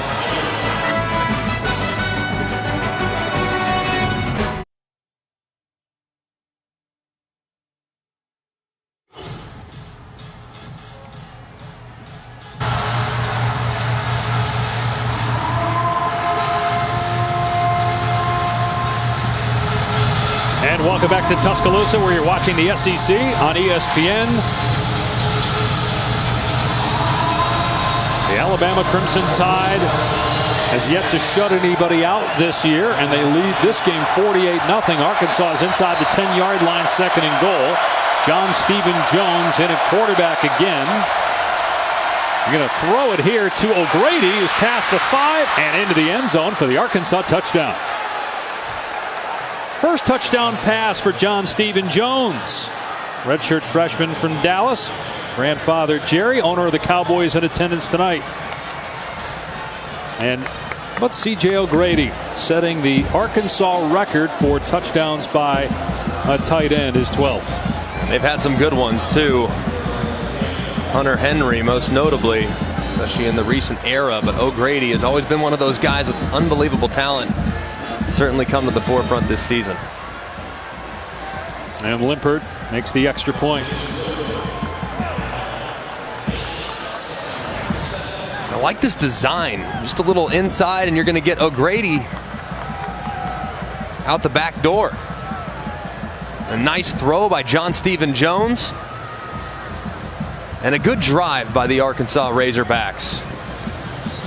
Against most of the first-team defense for Alabama. That was the first-team defense, so what a moment for that young man.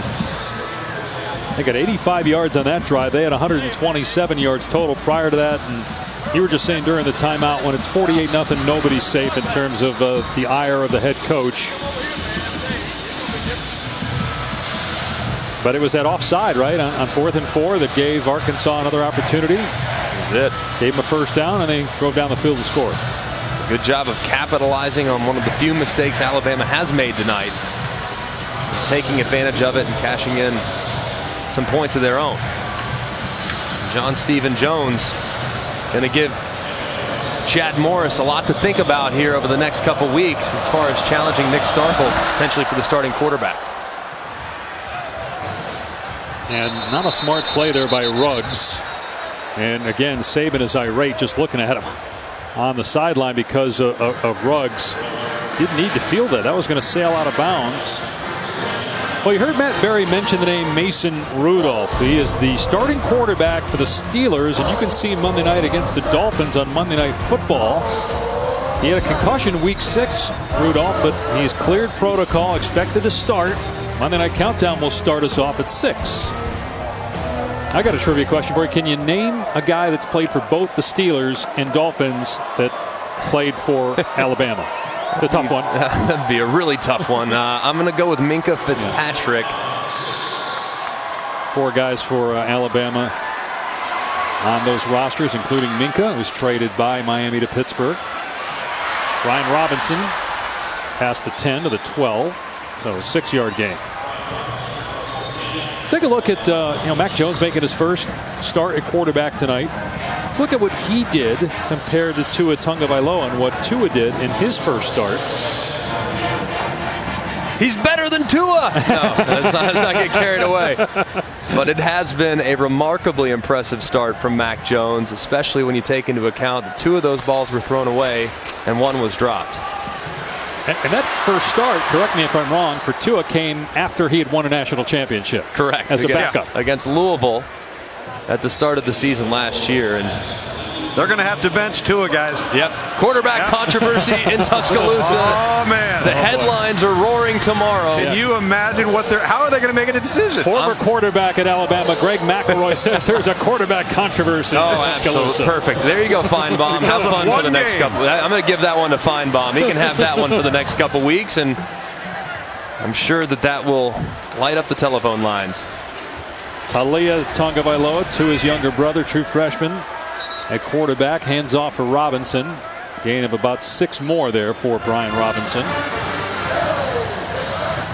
And the backup quarterback is always the most popular guy on the team, unless, of course, the starting quarterback is Tua. What's interesting is the ovation that was given to Taulia when he came on the field. Obviously very excited about seeing him play. Only played a couple games this year. Right, he'd only thrown 1 pass coming into today. And this is why I love the new rule, where you can play 4 games and still redshirt. And I know that rule is being abused by some, by the minority.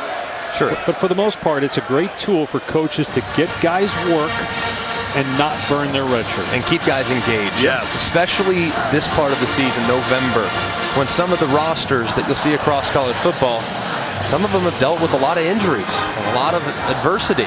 So you need a couple freshmen to run down on kickoff. You should not have to sacrifice a year, Tom, in order to do that and to kind of help your team out. No doubt. And with where we're at now with the transfer portal and kids getting disgruntled, you used the term engaged. So important for kids to have a role, know they're going to play, know they're going to get better and be involved.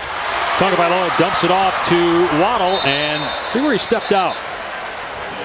Looks like he's got the first down. Yeah, I think he's just past it. A good job by Waddle knowing the yard to gain. Tell you what, it's going to be a heck of a battle, though, for all these young freshmen as they continue to progress. Taulia Tagovailoa, the best example of that, Tom. And I mean, I think he can grow a lot between, especially if he gets to play some legitimate reps. But the audition tonight for Mac Jones, if in fact he is vying for the starting job next year, was an A++, I think. Or vying for the starting job against LSU in 2 weeks, because we really don't know how Tua is going to respond to the injury. Robinson into the secondary, stiff arming his way inside the 40. But they're really hopeful, based on what we were hearing at the Alabama facility yesterday, that Tua is going to be fine for the LSU game. Again, it will be in 2 weeks because there's a bye next week at Mississippi State, at Auburn, Western Carolina sandwiched in between those 2 road games. I mean, Auburn's really good. The best 2-loss team in college football, may not be close. Losses to Florida and LSU. Well, nobody's played Auburn's schedule or will have played it when it's all said and done. They have a gauntlet. Beat Oregon to start the year. Oregon might be, at least out of the Pac-12 along with Utah, the only chance for that league to get a team into the playoff. And Oregon's rolling right now, and Auburn beat them week 1. Auburn's a good football team, and the Iron Bowl. I mean, it's a chaotic game, and we've seen great Alabama teams go and play against good Auburn teams and come up short. We've seen bad Auburn teams push great Alabama teams to the edge. It's a really tough place to play. It's a very physical rivalry, and obviously they're not thinking about that one right now. They're thinking about finishing this game, getting as healthy as they can get, and putting their sights on the LSU Tigers that'll be here in a couple weeks. But still a long way to go, but Alabama is certainly looking excellent tonight. Here's Waddle. Again, just shows you some of that incredible skill as he backtracks past the 35 and inside the 20 before he goes out of bounds.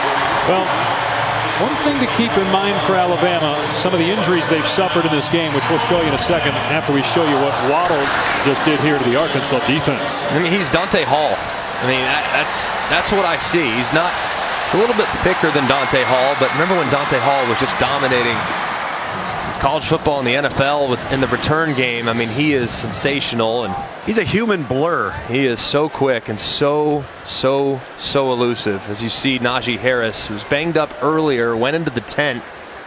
We're looking at his leg. Looks as though he's walking comfortably there. Hopefully he's perfectly fine. Robinson on the carry down to the 15. Also, Devontae Smith was shaken up, landed on his left shoulder, and hopefully he'll be okay. And obviously they have a ton of weapons, but you got 1 versus 2 in 2 weeks here in Tuscaloosa when the Tigers of LSU come calling. Yeah, I think the bye week is coming at the perfect time, as you see Devontae Smith with a sling on his left arm.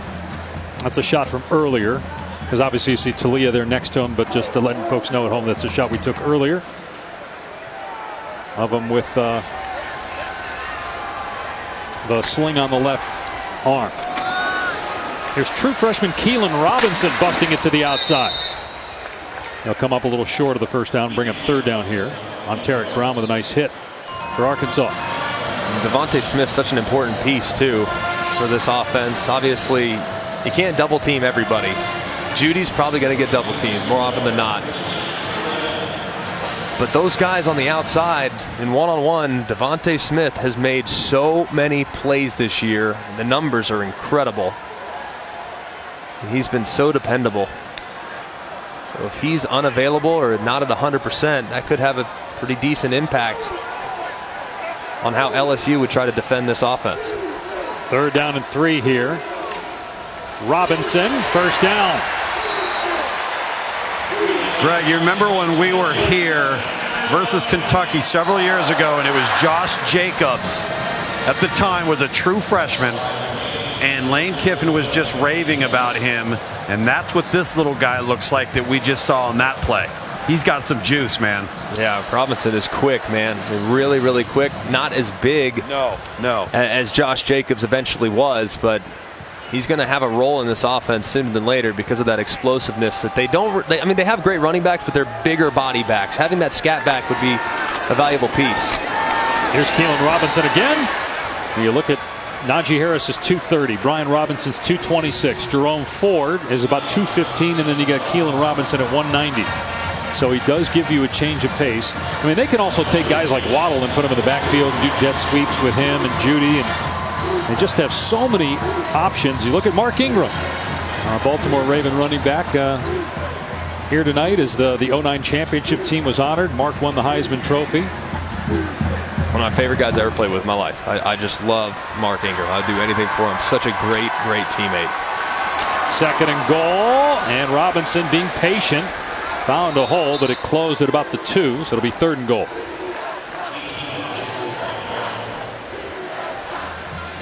That was Nick Saban's first championship at Alabama. He won a title at LSU.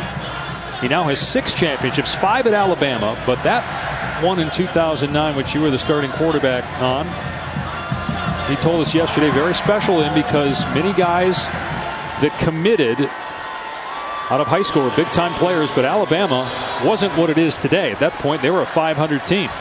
They ended up going undefeated, the only undefeated team that Nick Saban has had at Alabama. The other 4 championships he won with the Tide, that team had a loss.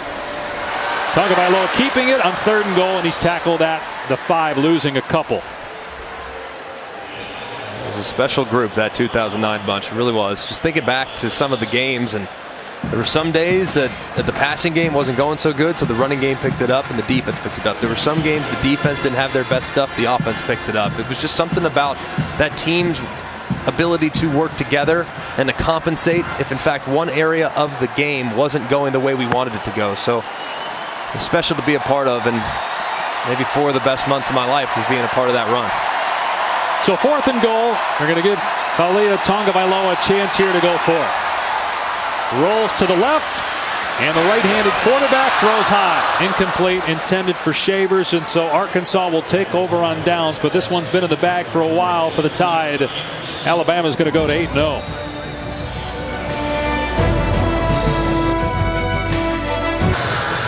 Everybody dizzy here in Tuscaloosa with the LED lights going. 48-7. Alabama rolling over Arkansas. And tomorrow night, 7:30 Eastern, Boomer and TJ of NFL Primetime, and it's only on ESPN Plus. You can download the app or go to ESPNplus.com. Week 8 of the NFL season. Some surprises in pro football. Both the good and the bad. Cleveland Browns, one of those teams. Surprising rough start for the Browns, but a long way to go for them.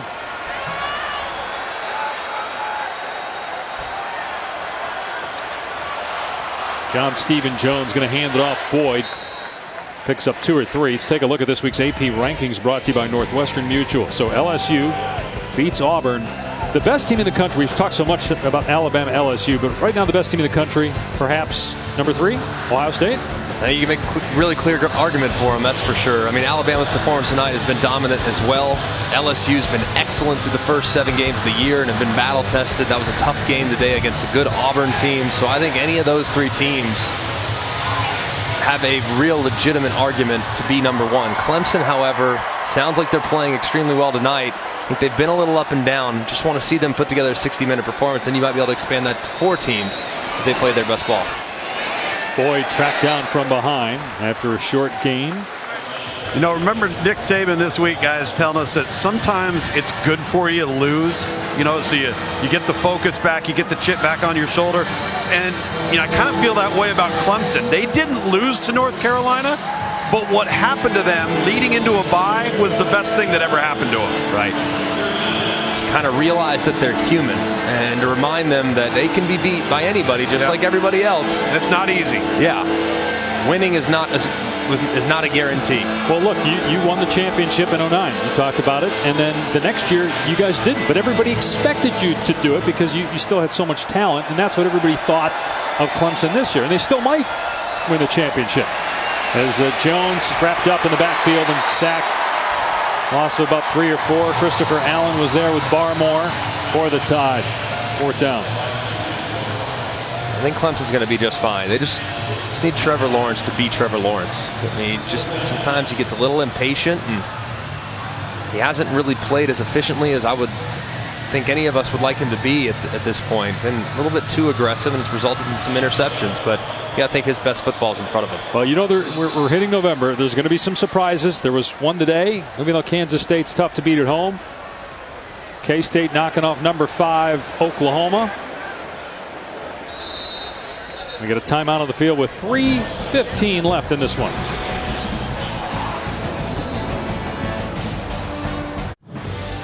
ESPN College Football is presented by Hampton by Hilton. College football stays here. Book now at Hampton.com. And in part by Mazda. Feel alive. Well, when Bryant-Denny Stadium opened 90 years ago, the capacity was 18,000. Now it's almost 102,000 people. They put on quite a show here. It's a great atmosphere for college football. It's a beautiful campus. More renovations to come next year here. But this place, for being almost a century old, is in pretty good shape. Keelan Robinson, the ball carrier, picks up a couple before he stood up. It's going to be 31 straight home wins for Alabama and 89 in a row against unranked teams. That is the longest in the history of FBS. This will also be their 13th straight win against Arkansas. And Chad Morris will be 0-13 as the Arkansas head coach in SEC play. And it'll be 16 consecutive SEC losses for the Razorbacks, going to the staff prior to Morris's arrival. The last time Alabama lost to an unranked team, I was a redshirt freshman. I remember it vividly. I wish I didn't remember it. Is that Louisiana Monroe? It was Louisiana Monroe in 2007. Talia Tagovailoa handing it off here to Keelan Robinson. I want to hit on what you were referencing in regards to Chad Morris and this Arkansas program.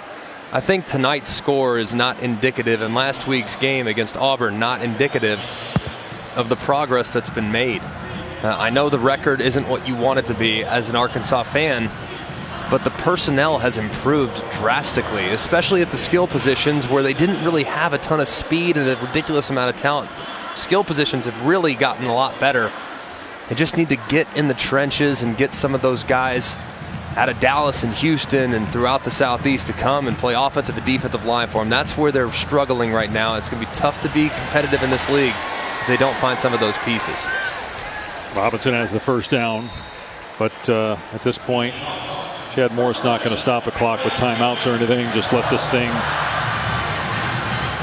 run out and head back to Fayetteville and regroup. They had some close losses earlier this year, a couple of 4-point defeats against A&M and Kentucky. I really do think they're better. I really do. I know that it's a complete philosophical adjustment from Brett Bielema to Chad Morris, and they're taking the steps in the right direction. It's just they need more bodies, they need more capable players in the trenches, and that takes time. Keelan Robinson gets the call again, and they'll have to snap it one more time, and then this game will be over. Alabama's going to be 8-0, 5-0 in the SEC. A bye week for the Crimson Tide, and then LSU 2 weeks from today. It'll be an afternoon game here in Tuscaloosa. Will it be Mac Jones, or will Tua Tagovailoa be healthy and back at quarterback for Alabama? That's all anybody is going to talk about probably over the next 2 weeks. And there's so much more out there. I mean, with the way LSU has played and Joe Burrow, you might have the top 2 Heisman candidates. I know Jalen Hurts is in the discussion, but with the records of Bama and LSU, it might be Tua or Burrow at this point. But a lot of season left. Alabama may be hitting its stride, even though it played without maybe the best player in the country tonight, Tua Tagovailoa. Alabama led 41-0 at halftime, and the Tide rolls to a 48-7 win over Arkansas. Mac Jones' debut as the starting quarterback for Alabama.